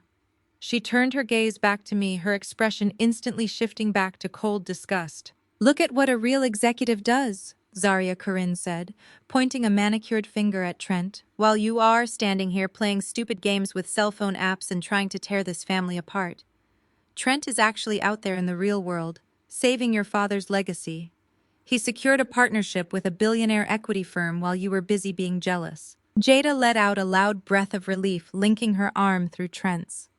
"I told you she was just making things up," Jada sneered, glaring at me. "She is so pathetic. She just wants to ruin everything because nobody wants to do business with her." I let them talk. I let them build their glass house as high as they possibly could. I stood in the center of the formal living room and watched my entire family place their complete faith in a man who was actively destroying them. They were so blinded by their own prejudice and their desperation to maintain their social status that they eagerly swallowed every single lie Trent fed them. They thought Obsidian Capital was going to be their ultimate salvation. They thought the faceless executives in that downtown high-rise were going to hand them a blank check and applaud their business acumen. They had absolutely no idea that the CEO of Obsidian Capital was currently standing in their living room, listening to them beg for their own destruction. "We are done here," Corinne announced, waving her hand dismissively toward the front door. "Since you refuse to sign the confession and do your duty to this family, you are entirely useless to us. Trent has already secured our future. We do not need you, Zaria. Leave my house and do not ever come back." I looked at my mother, taking in her cold, unyielding hostility. I looked at my sister, clinging to her fraudulent lifestyle. I looked at Trent, basking in his unearned glory. And finally, I looked at Elias, the father who had shoved my chair away because I was not flashy enough for his table. I reached down and picked up my phone from the glass coffee table. I slipped it smoothly back into the inside pocket of my tailored suit jacket. I offered them a slow, chilling smile. "I hear the CEO of Obsidian is unforgiving," I said. I turned and walked out of the estate, leaving them to celebrate their guaranteed demise. Friday morning arrived with the thick, heavy humidity that Atlanta was famous for. I sat in the back of my chauffeured town car, watching the city wake up through tinted windows. We pulled up to the towering glass and steel headquarters of my father's logistics empire. For 35 years, this building had stood as a monument to his specific brand of Black excellence. It was a fortress built on pride and maintained through the systematic exclusion of anyone who challenged his authority. Today, I was not going to challenge his authority. I was going to evict him from it. Up on the 40th floor, the executive boardroom was bathed in cold morning light. I knew exactly what was happening inside that room even before I stepped off the private elevator. I had spent years fetching coffee for my father's executives in that very room, memorizing every inch of the expensive mahogany table and the plush leather chairs. Now the dynamic was entirely different. Elias, Corinne, Jada, and Trent were sitting in those leather chairs, waiting for their corporate saviors to arrive. They had dressed in their finest tailored suits, treating the meeting like a high society gala rather than a desperate plea for financial survival. My lead counsel, Malik, had arrived 15 minutes early with our preliminary audit team to set up the presentation technology. Malik later told me exactly how the family behaved while they waited for the executives of Obsidian Capital to make their entrance. The tension in the room was absolutely suffocating. The large antique grandfather clock in the corner of the boardroom ticked with a loud mechanical rhythm echoing in the silent space. Every tick was a harsh reminder that their $45 million deadline had officially expired. Trent was sweating profusely. He sat near the head of the table, rapidly tapping his expensive gold pen against a stack of glossy presentation folders. He had spent the last 48 hours desperately trying to manufacture a pitch deck that would convince a ruthless private equity firm to ignore a massive commercial loan default. He had printed out colorful charts and bar graphs, filled with empty corporate jargon, hoping to dazzle the executives with his white privilege and his supposed financial brilliance. He had prepared an entire speech about market fluctuations and temporary cash flow bottlenecks, completely ignoring the fact that he had personally stolen the money. Jada was sitting next to him, completely ignoring the carefully bound presentation materials. She was obsessively refreshing the banking applications on her cell phone, hoping the frozen accounts had miraculously unlocked overnight. Her designer dress looked perfect, but her manicured hands were shaking. She had not posted a single photo or video on social media in 2 days. The reality of losing her unearned wealth was finally cracking her pristine influencer facade. She could not buy her way out of this stress, and she could not use her online followers to intimidate a banking institution. Corinne sat with her hands folded tightly in her lap, trying desperately to maintain her aristocratic Southern matriarch persona. She kept adjusting the cuffs of her tailored blazer, looking at the boardroom doors every few seconds. She was a woman who had built her entire identity around her social standing in the elite black circles of Atlanta. The mere thought of losing her sprawling estate and being humiliated in front of her wealthy country club friends was eating her alive from the inside out. She was terrified of becoming the gossip of the very society she had spent decades trying to dominate. Elias was projecting a desperate kind of bravado. He leaned back in his heavy leather chair, trying to look relaxed and fully in control of his domain. He told Trent to stop tapping the pen because it made him look weak. He reassured his wife and his golden child that everything was going to be absolutely fine. He confidently stated that Obsidian Capital was just playing hardball tactics to negotiate a higher interest rate on the loan. He told his family that the chief executive officer of Obsidian would walk into the room, see a highly successful black pioneer of the logistics industry, and immediately offer a generous restructuring deal out of mutual respect. Elias was relying on a historical legacy that no longer existed to save a company he had already unknowingly lost. He believed his reputation was a magic shield that could deflect federal financial reality. I stepped out of the private elevator onto the 40th floor. The thick premium carpet absorbed the sound of my heels as I walked down the long corridor toward the executive suite. I was flanked by 2 federal financial auditors and my senior acquisitions team. We moved together with the silent, synchronized precision of a firing squad walking to the execution wall. I paused just outside the frosted glass doors of the boardroom. I could hear the faint murmur of my father's deep voice through the heavy wood and glass. He was giving Trent a final pep talk.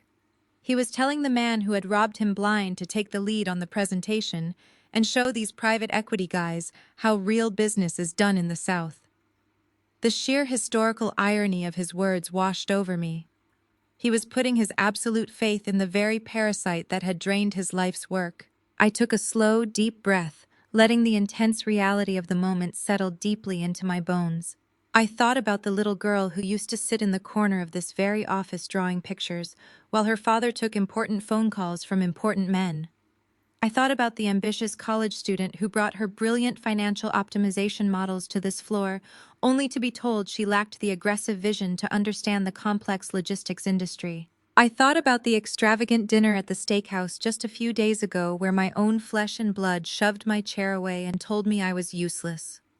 They had spent my entire life trying to convince me that I was a secondary character in their grand narrative.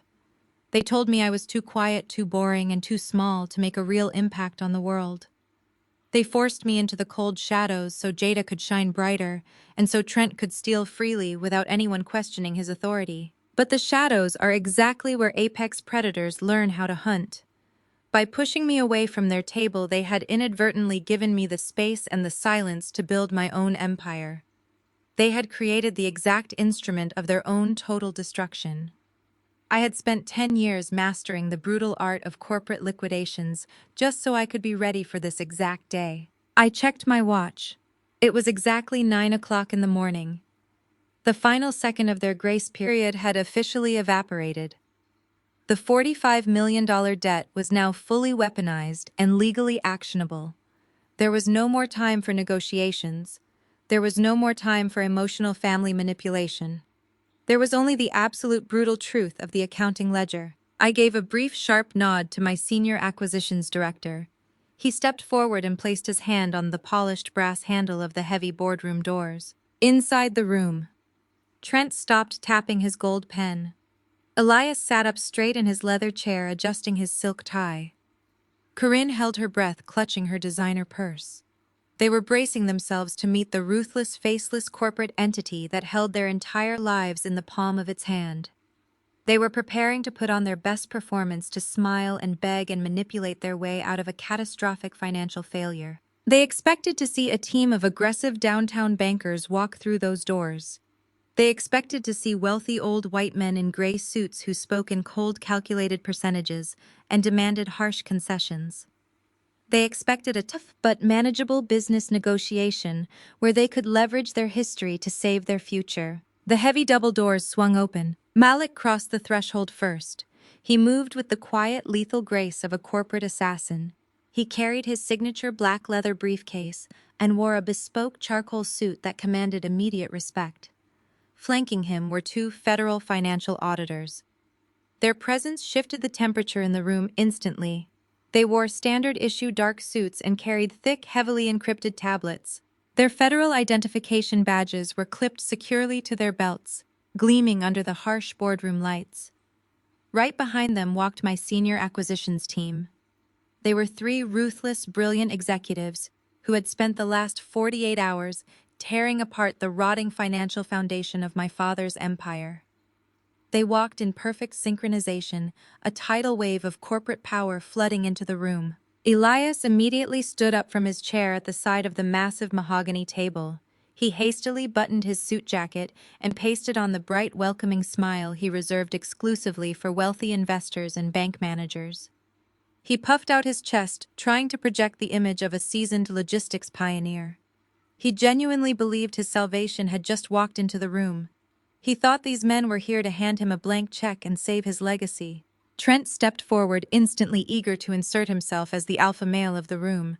He projected all the unearned confidence of a mediocre white man who believed he was the smartest person in any building.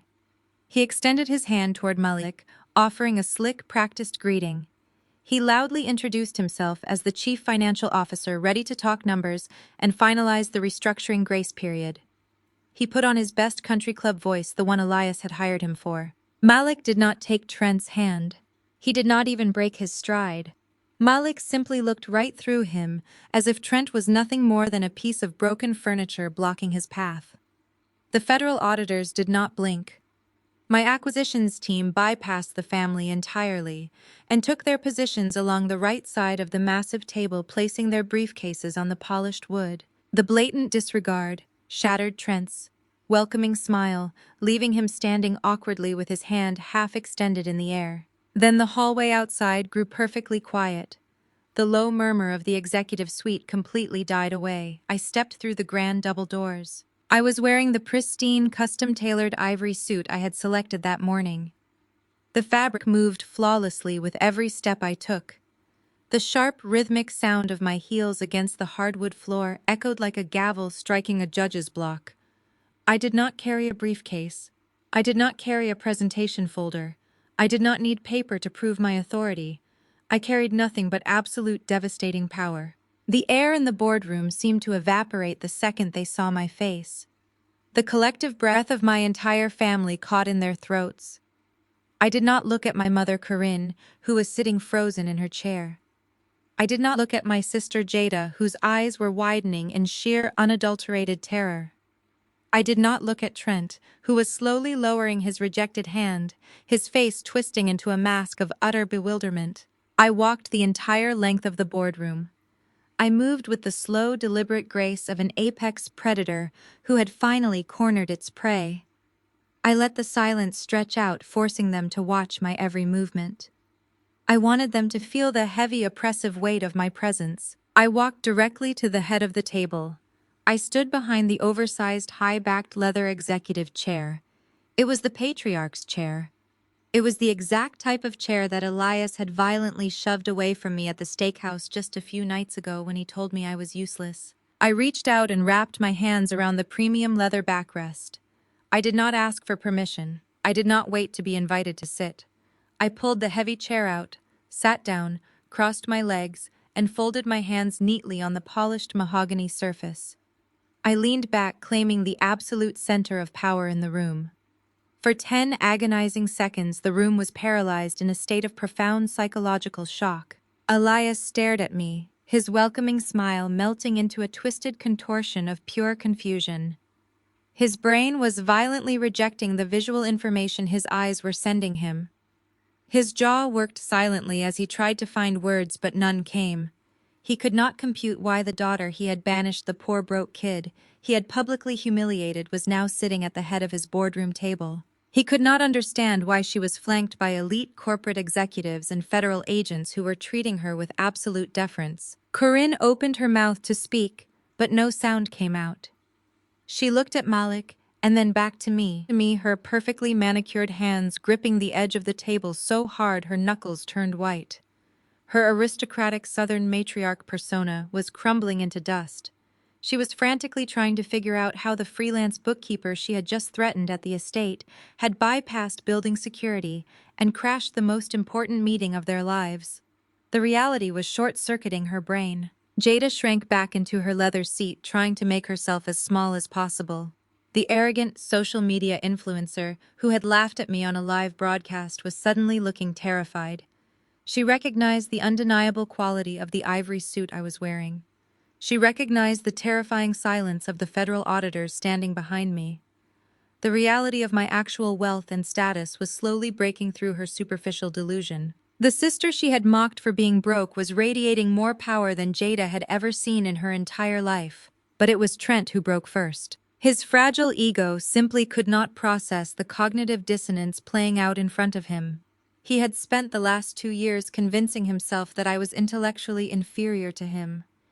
He had cornered me in a dusty warehouse archives building just yesterday and threatened to destroy my life. He had spent the morning doctoring financial books, trying to frame me for his own massive embezzlement scheme. I fully believed he was the brilliant corporate savior who was about to negotiate a multi-million-dollar bailout. Now I was sitting in his boardroom, commanding the very private equity executives he was hoping would save him from federal prison. The reality of his own utter insignificance crashed down on him like a concrete wall. The white privilege he had wielded like a weapon was entirely useless against the black woman sitting at the head of the table. Trent's face flushed a deep, violent red. The veins in his neck bulged against his expensive silk collar. He slammed his hand down on the glossy presentation materials he had spent days creating, scattering the papers across the mahogany table. He lost whatever tiny shred of professional composure he had left. His illusion of control shattered completely. He snapped. Trent pointed a trembling, furious finger directly at my face. He started screaming at the top of his lungs, his voice echoing wildly off the boardroom walls. He demanded that someone call the front desk immediately. He shrieked for building security to come up to the 40th floor and forcibly remove me from the premises. Trent was screaming at the top of his lungs, but his voice was already cracking with the high-pitched strain of pure panic. He slammed his fists down on his carefully prepared presentation folders, demanding that my acquisitions team be arrested for corporate espionage. He yelled for the receptionist to call the police. He pointed that same trembling finger at me, ordering me to get out of his boardroom before he had me physically thrown out onto the street. I was completely unhinged, putting on a desperate, aggressive performance because it was the only defense mechanism his massive, unearned ego had left. Malik did not even blink. My lead counsel simply stood there, projecting the kind of absolute icy authority that completely suffocates a room. He did not raise his voice to compete with Trent. He did not ask Trent to calm down. Malik simply reached into his bespoke black leather briefcase. The smooth metallic click of the briefcase's latches opening was somehow louder than all of Trent's frantic shouting. Malik withdrew a thick, pristine stack of legal documents. They were bound with heavy brass clips and stamped with the official federal notary seals of our primary banking partners. "I strongly advise you to lower your voice and take your seat," Malik said. His tone was perfectly level, but it carried a razor-sharp warning that immediately silenced Trent. "You are currently speaking to the majority debt holder of this institution. You are in no position to issue demands." Malik stepped forward and bypassed Trent entirely. He walked directly to the side of the massive mahogany table where my father was standing. Elias was gripping the back of his chair, his chest heaving as he tried to process the sheer corporate power radiating from my team. He looked at Malik with a mixture of desperate hope and deep confusion, still clinging to the delusion that Obsidian Capital had arrived to offer him a generous financial bailout. Malik placed the heavy stack of legal documents directly onto the polished wood right in front of Elias. "These are the finalized execution and debt transfer records," Malik stated, his voice echoing clearly across the dead-silent boardroom. "As of late yesterday evening, the primary lending institution that held your $45 million commercial loan officially liquidated your account. They washed their hands of your catastrophic default. Obsidian Capital purchased that debt in its entirety. The operational freeze on your accounts was not an administrative error. It was our first legal directive as your new primary creditor. We now hold the controlling leverage over every single liquid asset, physical warehouse, and vehicle fleet registered under this corporate umbrella." Elias stared down at the documents. His breathing became shallow and rapid. He slowly reached out with trembling hands and pulled the thick stack of paper toward him. He did not want to believe it. He wanted to dismiss it as a cruel prank. But Elias had spent 40 years in the logistics industry. He knew exactly what official bank transfers looked like. He flipped open the heavy cover page. His eyes darted frantically across the complex legal jargon. He saw the exact routing numbers of his frozen accounts. He saw the specific parcel identification numbers for the warehouses he had built from the ground up. He saw the undeniable federal stamps proving that his entire life's work no longer belonged to him. The bailout he had been bragging about just 24 hours ago was a complete phantom. There was no restructuring grace period. There was only a total hostile acquisition. Elias swallowed hard. A thick bead of sweat rolled down his temple. He flipped past the asset itemization pages, his hands shaking so badly that the heavy paper rattled in the quiet room. He turned to the final page of the contract. He was desperately searching for a name. He needed to know exactly who possessed the power to strip away his legacy. He needed to know the identity of the ruthless private equity titan who had just conquered his empire. His eyes locked onto the bottom of the page. He stared at the bold, dark ink of the signature line. For a long, terrifying moment, Elias did not speak. The color completely drained from his face, leaving him looking hollow and ancient. His broad shoulders slumped forward as the absolute crushing reality of the situation severed his spine. He looked up slowly, turning his head to look directly at me, sitting comfortably at the head of his table. "Read it," Malik commanded, stepping back and folding his hands. "Read the signature block aloud for the record." Elias opened his mouth, but his voice failed him. He tried again, a dry, raspy whisper that barely carried across the mahogany wood. "Zaria Sterling Elias," read his voice cracking under the devastating weight of the words. "Founder and managing partner, Obsidian Capital." The reaction in the boardroom was instantaneous and catastrophic. The psychological destruction of my family happened all at once, a beautiful domino effect of shattered egos and broken delusions.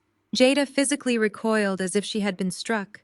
She slumped back into her leather chair, pressing her hands over her mouth to stifle a sharp gasp. Her wide, terrified eyes darted from me to the federal auditors, and back to me. The reality of my wealth, power, and identity crashed down on her like a collapsing building. The sister she had mocked online, the woman she had called a broke, miserable failure, was actually a private equity billionaire. Jada realized in a split second that her entire fake influencer lifestyle was over. Her designer bags, her luxury vehicles, and her overwater bungalows in Bora Bora had all been funded by stolen money that I now legally controlled. She was completely and entirely at my mercy. Corinne looked as though she was going to be physically sick. My mother gripped the edge of the boardroom table, her perfect aristocratic posture folding in on itself. Her mind was violently rewinding the events of the past few days. She had ordered me to the family estate. She had tried to force me to sign a fabricated confession for a federal crime. She had looked the founder of Obsidian Capital dead in the eye and told her she was taking up space and had nothing going for her. Corinne's pristine social standing, her country club memberships, and her carefully curated image of Southern wealth were completely obliterated. She had handed a fake confession to the very woman who now held the deed to her sprawling estate. Trent was struck completely dumb. The arrogant, smug white man who had cornered me in the physical archives just yesterday was suddenly stripped of every ounce of his unearned privilege. He stared at me with wide, unblinking eyes, his mouth hanging slightly open. His brain could not process the fact that the quiet, boring clerk he had threatened and belittled was the apex predator who had orchestrated his downfall.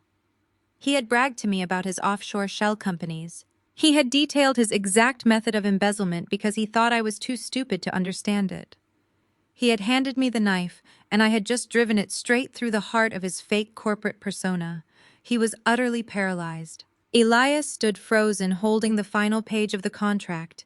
He looked at the signature and then looked at me. The patriarch who had spent his entire life valuing flashy appearances over genuine substance was finally forced to look at the truth. He had pushed my chair away at the restaurant because I was not wearing designer labels. He had told me I was useless because I did not fit his narrow, superficial definition of black excellence. He had passed me over for a man who robbed him blind simply because that man looked like the bankers Elias desperately wanted to impress. Elias realized he had not just lost his company, he had lost it to the daughter he despised. His legacy, his pride, and his 40 years of hard work were now my personal property. The heavy contract slipped from his trembling fingers. The thick stack of paper hit the polished mahogany table with a loud, heavy thud, scattering slightly across the smooth surface. Elias sank slowly down into his chair, looking entirely broken. He was a king who had just been violently stripped of his crown. I sat perfectly still at the head of the table. I did not smile. I did not gloat. I simply let them drown in the profound, suffocating silence of their own making. I watched them process the fact that the scapegoat they had abused for decades was now the absolute master of their fate. But the execution was not over. I slowly uncrossed my hands. I reached out and rested my fingertips on a thick red folder that one of my senior acquisitions directors had placed in front of me. I looked directly at my brother-in-law, holding his terrified gaze. I slid the red folder smoothly across the length of the mahogany table. It glided over the polished wood and stopped perfectly right in front of Trent. The thick red folder slid across the polished mahogany table and stopped exactly an inch from Trent's fingertips. He stared at it as if it were a venomous snake. His chest was heaving, and a thick layer of sweat coated his forehead. He looked frantically around the boardroom, searching for a way out, but my acquisitions team stood like a solid wall blocking the exit. I sat perfectly still at the head of the table. I instructed Trent to open the folder. I told him to look at the documents he had spent the last 14 months trying to hide. When he refused to move his hands, my lead counsel Malik simply unclasped his briefcase and distributed identical copies of the red folder to my father and my mother. I watched Elias look down at the top page. His eyes scanned the heavy black text. I did not give him time to process it in silence. I explained exactly what he was looking at. I detailed the offshore routing numbers established in the Cayman Islands. I pointed out the massive discrepancies in the commercial vendor invoices. I explained how Trent had been bleeding the logistics empire dry for over a year, moving 7 figures a quarter into his own private trust. I laid out the wire fraud, the tax evasion, and the systematic embezzlement that had forced the $45 million commercial loan into total default. I made sure every single person in the room understood that the financial genius they had worshipped was nothing more than a common thief. Trent tried to speak. He stood up so violently that his heavy leather chair knocked backward and slammed into the glass wall. He planted his hands on the mahogany table and looked frantically at my father. He claimed it was a complex tax mitigation strategy. He started throwing around big corporate buzzwords, hoping to confuse Elias one last time. He swore he was just protecting the family assets from federal taxation and that my audit was completely flawed. He played the victim, claiming I was framing him out of spite because I was jealous of his position. I did not argue with him. I did not raise my voice to match his frantic screaming. I simply reached into the inside pocket of my tailored ivory suit and pulled out my phone. I looked at Malik, who gave a slight nod. Malik tapped the screen of his encrypted tablet, connecting my device directly to the boardroom's high-fidelity integrated audio system. I pressed play on the recording I had secured in the physical archives just 24 hours ago. The high-definition audio filled the room. The sound quality was absolutely flawless. The acoustics of the boardroom amplified every single word. Trent's own voice echoed off the walls. Everyone in the room heard him bragging about the fake invoices. They heard him explain exactly how he funneled the stolen capital into Jada's marketing accounts to fund her private jets and her designer shopping sprees. The crisp audio captured his arrogant laughter as he detailed how he used the company fleet registry to lease their luxury sports cars. But the financial confession was not even the most devastating part of the recording. The audio continued to play. Trent's recorded voice boasted about how incredibly easy it was to steal from my father. The recording played the exact moment Trent called Elias an arrogant old fool who was begging to be taken advantage of. The room listened in absolute horrified silence as Trent sneered about how his white skin was the best collateral my father had ever seen. He mocked my father's desperation to be accepted by the downtown banking elite. The sheer racist entitlement in his recorded voice hung heavy and toxic in the boardroom air. I stopped the recording. The silence that followed was heavy enough to crush bone. Elias looked like he had been physically struck. The patriarch who had spent 40 years building a legacy of black excellence, who had pushed his own daughter away to appease the corporate establishment, had just heard his hand-picked golden boy mock his intelligence and his race. The betrayal cut so deep that Elias could not even form words. He just stared at Trent, his hands trembling violently over the printed bank statements. Corinne covered her mouth, her eyes wide with absolute horror. The illusion of her perfect wealthy son-in-law was dead. The man she had defended, the man she had tried to force me to go to federal prison for, was nothing but a parasite who despised her family. All her country club prestige, all her social climbing had led to this exact moment of pure public humiliation. Trent completely lost his mind. The carefully constructed facade of the brilliant corporate executive evaporated, leaving behind a terrified, desperate man. He realized he had literally handed me a full legal confession to multiple federal crimes. He looked at the two federal financial auditors standing silently behind me. He looked at the undeniable proof laid out on the table. He realized that his white privilege and his expensive suit could not save him from the black woman he had severely underestimated. He panicked. He lunged away from the table, shouting that the recording was illegal and that this was a complete setup. He grabbed his briefcase and bolted for the heavy double doors, shoving past one of my senior directors in a desperate bid to escape. I did not even stand up. I remained perfectly seated at the head of the table, my hands folded neatly on the polished wood. I called out to him before his hand could grasp the brass door handle. I told Trent he could run to the elevators if he wanted to, but it would not do him any good. I calmly informed him that a team of federal agents was currently waiting for him in the ground floor lobby with a federal warrant for his arrest. Trent froze, his hand hovering just inches from the door handle. He slowly turned around, his face pale and dripping with sweat. He looked at me with absolute sheer terror. He finally understood that I had orchestrated every single detail of his downfall. I had locked the doors, trapped him in the building, and handed him over to the authorities without ever breaking a sweat. Before Trent could say another word, the heavy double doors swung open from the outside. The building's security team stepped aside as 3 federal marshals stepped into the executive boardroom. They did not hesitate. They grabbed Trent immediately, shoving him firmly against the frosted glass wall and snapping heavy steel handcuffs onto his wrists. Trent thrashed and kicked his face, twisting in violent rage. He screamed absolute obscenities at me, cursing my name and threatening to ruin me. His sophisticated corporate persona was completely gone, replaced by the frantic screaming of a cornered criminal. The federal marshals ignored his threats, forcefully dragging him out of the boardroom and pulling him down the long corridor toward the freight elevators. The heavy mahogany doors clicked shut behind him. The screaming faded away, leaving the boardroom in a terrifying, suffocating silence. Jada sat frozen in her leather chair. She had not moved a single muscle since the audio recording began playing. She had just watched her entire fake luxury lifestyle, her marriage and her reputation get hauled away to federal prison in handcuffs.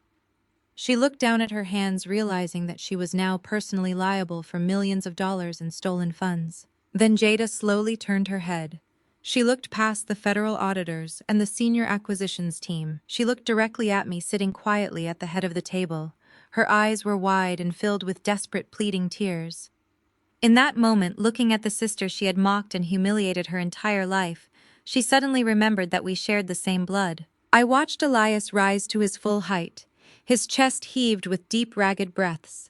The bespoke suit he wore suddenly looked like a costume on a man who had entirely lost his kingdom.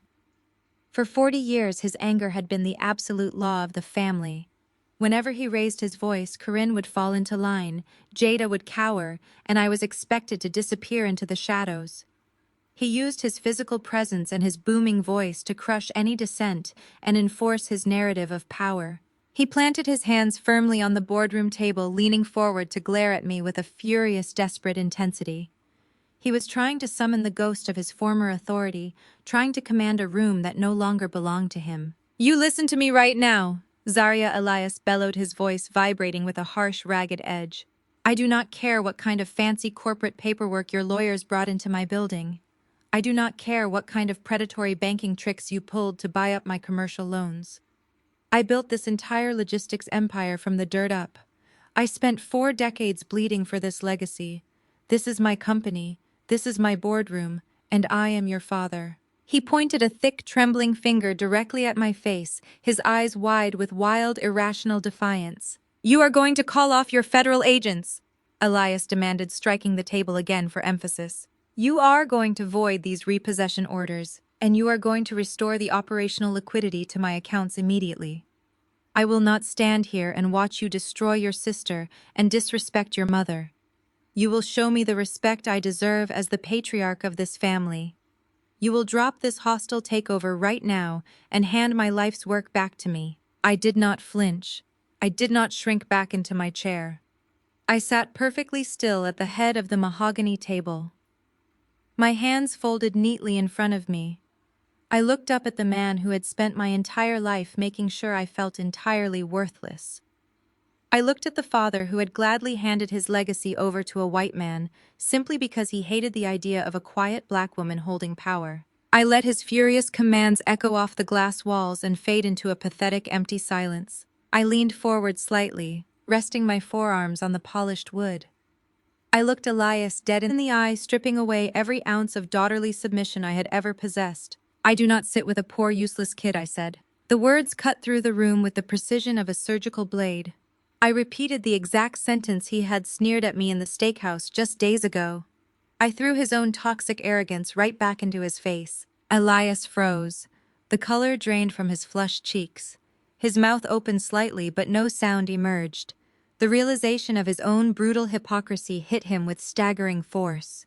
He had pushed me away when he thought I was beneath him, and now he was begging for my respect when I held his entire existence in my hands. "You do not have a boardroom, Elias." I stated, my voice completely devoid of emotion or sympathy. "You do not have a company. You do not have a legacy. You lost your empire the moment you handed the financial reins to a parasite because you were too arrogant to trust your own daughter.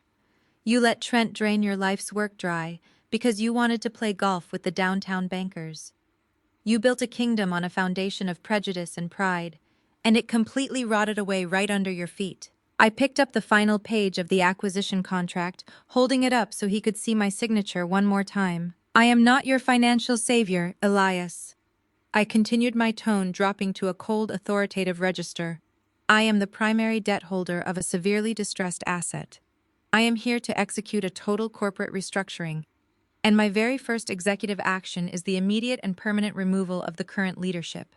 Elias staggered back a step, his knees hitting the edge of his leather chair. As of this exact moment, you are officially ousted from the board of directors, I announced, finalizing his destruction.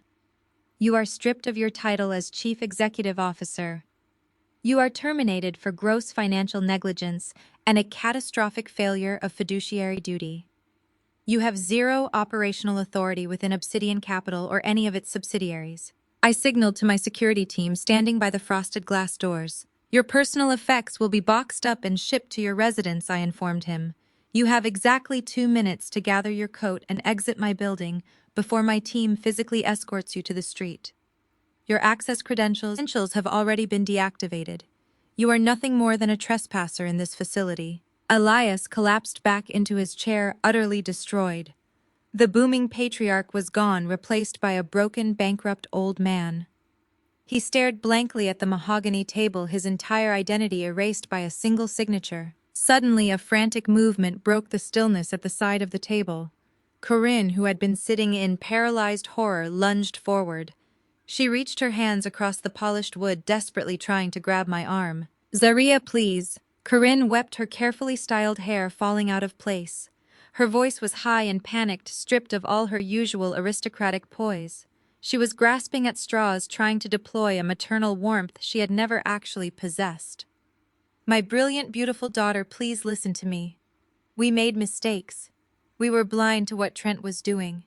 But we are still your family. We can fix this together. You can run the company, and we can be a family again. Do not throw your mother out on the street." I looked down at her hands, desperately clawing toward me across the table. I smoothly pulled my arm back, refusing to let her touch me.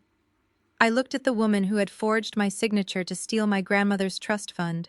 The woman who had gladly sacrificed my future to fund Jada's destination wedding. I did not offer her forgiveness. I offered her a legally binding invoice. I reached into my portfolio and withdrew a single crisp document. I slid it across the table, stopping it directly in front of her grasping hands. "That is an itemized bill for the misappropriated trust fund you stole from me 10 years ago. Corinne," I said, my voice sharp and uncompromising. "It has been fully adjusted for inflation and includes a decade of compounded corporate interest. You owe me exactly $342,000. Since your primary source of income was just terminated and your assets are tied to this defaulting company, I strongly suggest you start liquidating your designer jewelry collection immediately." Corinne stared at the invoice, letting out a ragged, terrified sob. "If that balance is not settled in full within 30 days, I will be seeing you in civil court," I promised. I stood up from the head of the table. I buttoned my tailored ivory jacket, looking down at the absolute ruin of the family that had tried to break me. Trent was on his way to a federal holding cell. Jada was drowning in millions of dollars of fraudulent debt. Elias had been stripped of his empire and his pride. Corinne was facing total social and financial bankruptcy. My acquisitions team seamlessly moved in taking control of the boardroom and beginning the physical transition of the corporate assets. I did not look back as I walked out of the heavy double doors. I stepped onto the private elevator, leaving the suffocating toxicity of my past behind me forever. 6 months later, the harsh Atlanta summer had faded into a crisp, clear autumn. I stood by the floor-to-ceiling windows of my penthouse office at Obsidian Capital, looking out over the city skyline. The logistics company had been completely absorbed and rebranded. We had purged the toxic executive leadership, stabilized the supply chains, and secured the jobs of the hundreds of warehouse workers and drivers who actually kept the business running. It was now one of the most profitable assets in our portfolio, operating with the kind of ruthless efficiency Elias had never possessed. Trent was currently serving a lengthy sentence in a federal penitentiary, having pled guilty to multiple counts of wire fraud and embezzlement to avoid a longer trial. Jada had filed for bankruptcy, her social media accounts entirely deleted, as she faced the harsh reality of living without stolen wealth. Elias and Corinne had been forced to sell their sprawling estate to cover their mounting legal fees and civil debts, downsizing to a small, unremarkable apartment far outside the city limits. They were permanently exiled from the high society circles they had valued more than their own daughter. I turned away from the window and smiled at my lead counsel, Malik, who was reviewing a new acquisition contract on the sofa. Tonight we were celebrating. We were heading to a highly exclusive Michelin-starred restaurant downtown, a place where the true power players of the city gathered. A few hours later, I walked into the lavish dining room, surrounded by my loyal team and the chosen family I had built for myself. The atmosphere was vibrant, filled with genuine respect and hard-earned success. As I approached our reserved booth, the maitre d' stepped forward with a polite, welcoming smile. He respectfully pulled out the chair at the head of the table for me. I sat down, smoothing my tailored suit, taking my rightful place at the center of my own empire. I looked out over the glittering city I now owned a piece of. I raised my glass of vintage champagne, feeling a profound, absolute sense of peace. My father had been right about one thing all those years ago. You really do have to be careful about who you sit at the table with. I looked down at my mother as she stretched her arms across the polished mahogany table. She was weeping uncontrollably, her carefully styled hair falling out of place. She clawed at the air, desperately trying to grab my hand, pleading with me to save her. She called me her brilliant, beautiful daughter, completely abandoning her cold, aristocratic persona. She begged me to remember that we were a family of status, and that we could fix this entire situation together if I just let her stay in the estate. I did not flinch. I did not pull my arm back in a sudden panic. I simply shifted my hand exactly 2 inches out of her reach, letting her manicured fingers grasp nothing but empty air. I opened the leather portfolio resting in front of me. I slid a single sheet of heavy stock paper across the table, stopping it directly under her trembling hands. "That is a legally binding invoice," I said, my voice dropping to a low, absolute register. "It is for the misappropriated trust fund you stole from me 10 years ago, when you forged my signature to pay for Jada's wedding in Bora Bora. The principal amount has been fully adjusted for inflation and includes a decade of compounded corporate interest. You owe me exactly $342,000. Corinne stared at the invoice, her tears suddenly stopping as the financial reality of the document registered in her brain. She let out a ragged, terrified gasp. "Since your primary source of income was just terminated, and your assets are tied to this defaulting company, I strongly suggest you start liquidating your designer jewelry collection immediately," I told her. "If that balance is not settled in full within 30 days, my legal team will see you in civil court. I will personally ensure your wages are garnished for the rest of your natural life." I stood up from the head of the table. I smoothly buttoned my tailored ivory jacket, looking down at the absolute ruin of the family that had tried to break me. Trent was already in the custody of federal marshals on his way to a holding cell. Jada was drowning in millions of dollars of fraudulent debt, entirely stripped of her fake influencer lifestyle. Elias had been removed from his own empire, his pride and his 40 years of hard work forfeited due to his own blinding prejudice. And Corinne was facing total social and financial bankruptcy, holding an invoice she could never hope to pay. I signaled to my acquisitions team. They seamlessly moved in, taking physical control of the boardroom and beginning the administrative transition of the corporate assets. I did not look back as I walked out the heavy double doors.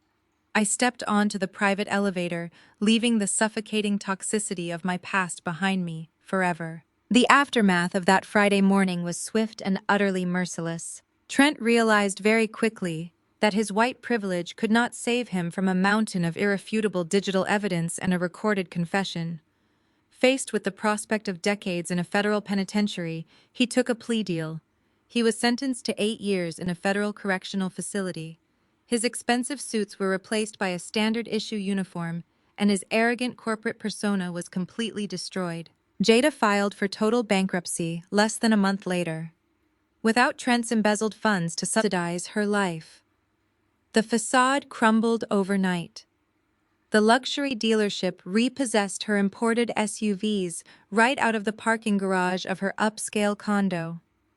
Her thousands of social media followers vanished the second the federal fraud scandal hit the local Atlanta news networks. She was forced to take a basic entry-level retail job just to survive, entirely exiled from the glamorous world she thought she deserved. But the hardest fall belonged to Elias and Corinne. Because Trent had recklessly used the family estate as collateral for his toxic investments, my firm legally seized the sprawling property. Elias and Corinne were given exactly 30 days to vacate the premises. They hired discount movers and downsized to a small, unremarkable apartment far outside the city perimeter. The worst punishment for my parents was not the loss of their wealth, but the total loss of their social standing. The elite Black society circles in Atlanta are incredibly tight-knit and highly protective of their reputations. When the details of the embezzlement and their gross mismanagement became public knowledge, their country club friends cut them off entirely. Their calls went straight to voicemail, and their invitations to charity galas completely stopped. They were permanently ostracized, forced to live out their days in quiet obscurity, facing the direct consequences of their own greed and arrogance. 6 months later, the harsh Atlanta summer had faded into a crisp, clear autumn. I stood by the floor-to-ceiling windows of my penthouse office at Obsidian Capital, looking out over the city skyline. The logistics company had been completely absorbed and rebranded under my holding firm. Malik and my senior directors had worked relentlessly to purge the toxic executive leadership from the corporate structure. We stabilized the supply chains and optimized the regional delivery routes. Most importantly, we secured the jobs of the hundreds of blue-collar warehouse workers and drivers who actually kept the business running. I took the capital that Trent had been stealing and used it to increase their baseline wages and improve their healthcare benefits. The company was no longer a fragile vanity project used to fund designer bags and country club dues. It was a highly profitable, streamlined portfolio asset, operating with the kind of ruthless efficiency my father had never possessed. I turned away from the window and smiled at Malik, who was reviewing a new commercial acquisition contract on my office sofa. We had just closed our most profitable quarter in the history of the firm. Tonight we were not working late. Tonight we were celebrating. A few hours later, I walked into the lavish dining room of a highly exclusive Michelin-starred restaurant in the heart of Buckhead. It was a place where the true power players of the city gathered to broker deals and celebrate massive victories. The atmosphere was vibrant, filled with the low hum of genuine respect and hard-earned success. I was surrounded by my loyal senior directors and my brilliant legal team. These were the people who had stood by me when I was building my empire from the ground up. They were my chosen family. They valued my intellect, my quiet aggression, and my unwavering loyalty. As we approached our reserved table in the center of the dining room, the formally dressed maitre d' stepped forward with a warm, welcoming smile. He did not ask for my reservation name. He already knew exactly who I was. He stepped behind the heavy velvet chair at the head of the table. He respectfully pulled it out for me, waiting for me to take my place. I smoothed the fabric of my dark tailored suit and sat down. I looked out over the glittering city skyline shining brilliantly against the night sky. I raised my glass of vintage champagne to my team, feeling a profound and absolute sense of peace. I had fought through decades of disrespect and humiliation to build my own kingdom. I had protected my peace and reclaimed my power. I took a slow sip of the cold champagne, realizing that my father had actually been right about one thing all those years ago. You really do have to be incredibly careful about who you sit at the table with. I was just reaching for the back of the mahogany dining chair when my father violently shoved it away. The heavy wood screeched against the polished marble floor, and the sharp noise silenced the entire restaurant. He did not even look at me when he spoke. I do not sit with a poor, useless kid. My younger sister immediately pulled out her phone to live stream my humiliation to her followers, laughing as she recorded my reaction. I did not cry or run away. I simply stood there completely calm. I looked him dead in the eye and told him he just made a very expensive mistake.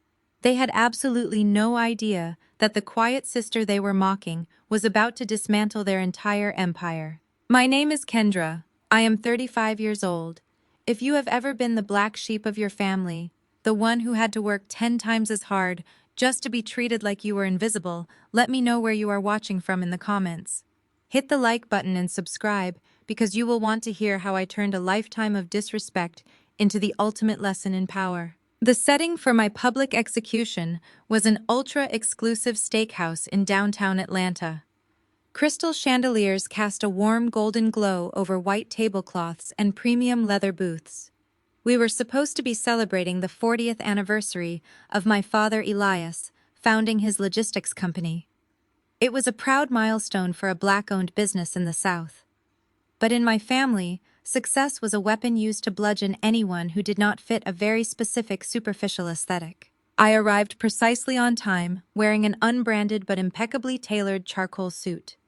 It was quiet luxury, the kind of clothing that does not scream for attention, but commands respect from anyone who truly knows quality. My family, however, only respected loud displays of wealth. My younger sister Jada was draped in flashy designer logos from head to toe. She was the golden child, the social media influencer, who had never worked a hard day in her life, but somehow took credit for the family legacy. Next to Jada sat her husband, Trent. He was a white man with a slick smile and an ego that entered the room 5 minutes before he did. My father had recently appointed Trent as the chief financial officer of the logistics empire, passing over me without a second thought. Elias had convinced himself that having a white executive as the face of the financial department would secure better commercial loans from the traditional downtown banks. He handed the keys of his legacy to a man who had married into the family just 2 years ago, completely ignoring his own flesh and blood. When my father pushed that chair away, the silence at our table was deafening. My mother Corinne sat next to him, delicately sipping her expensive red wine. She did not flinch. She did not defend me. She simply adjusted her diamond necklace and looked slightly annoyed that I was causing a delay in the appetizer service. "Stop standing there, making everyone uncomfortable." "Kendra," my mother said, her tone dripping with exhaustion. "Just go find a seat at the bar or squeeze in at the end. You are ruining the aesthetic of the evening." I looked at the empty spaces at the far end of the long table near the kitchen doors. It was a physical manifestation of my place in their world. Always present but never included. Always useful for running errands or fixing their tech issues but never respected as an equal. Before I could even take a breath, Jada had her phone pointed right at my face. The red recording light blinked like a warning beacon. She was broadcasting live to her hundreds of thousands of followers, turning my public humiliation into daily content. "Look at her, y'all!" Jada laughed, her voice artificially bright for the camera, showing up to a luxury dinner looking like a mid-level desk clerk. "Kendra, you really need to step up your game. You should be grateful Dad even let you breathe the same air as Trent tonight. Trent is closing multi-million-dollar deals while you are still doing freelance bookkeeping from your tiny apartment." Trent leaned back in his chair, swirling his bourbon. He offered me a patronizing smile that made my blood run cold. "Come on, Jada, go easy on her," Trent said. "Not everyone is cut out for the big leagues. Someone has to balance the petty cash ledgers for the small businesses." The sheer audacity of his comment burned, but I did not let a single emotion cross my face. I had spent my entire childhood crying over my father's rejection.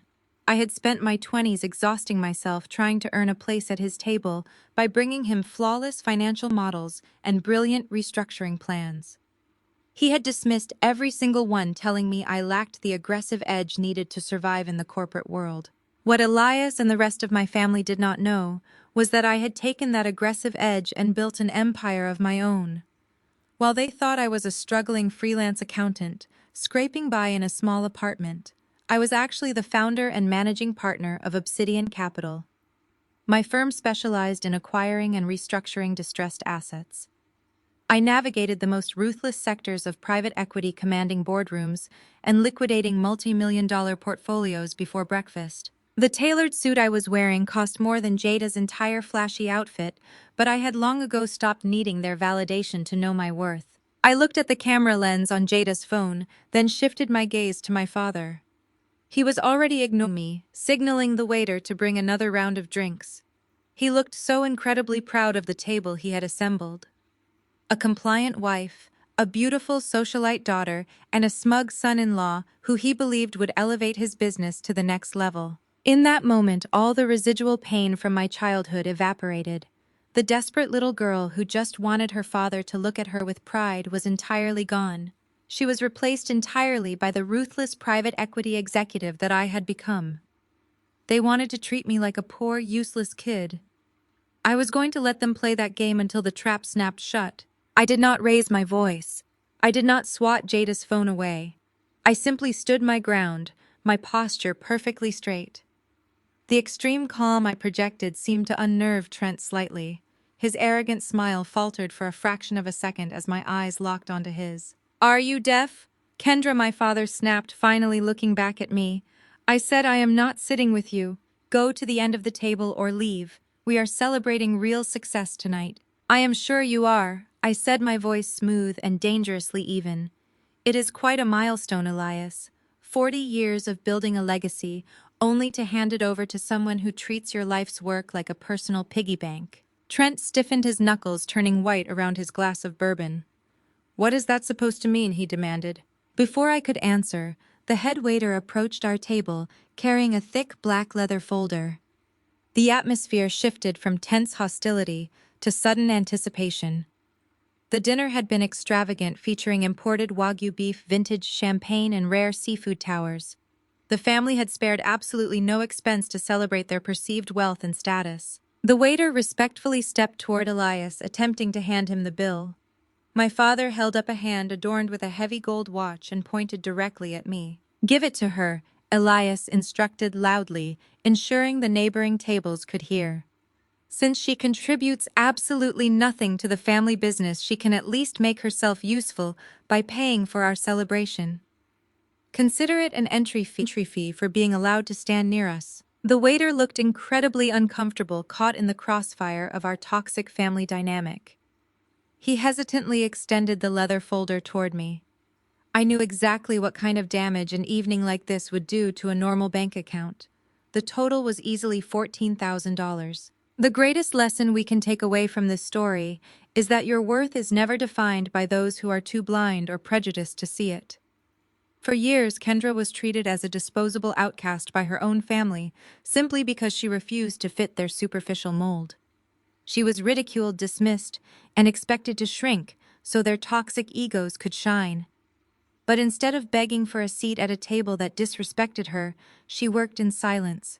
She mastered her craft, built an untouchable empire, and ultimately bought the very table they tried to exclude her from.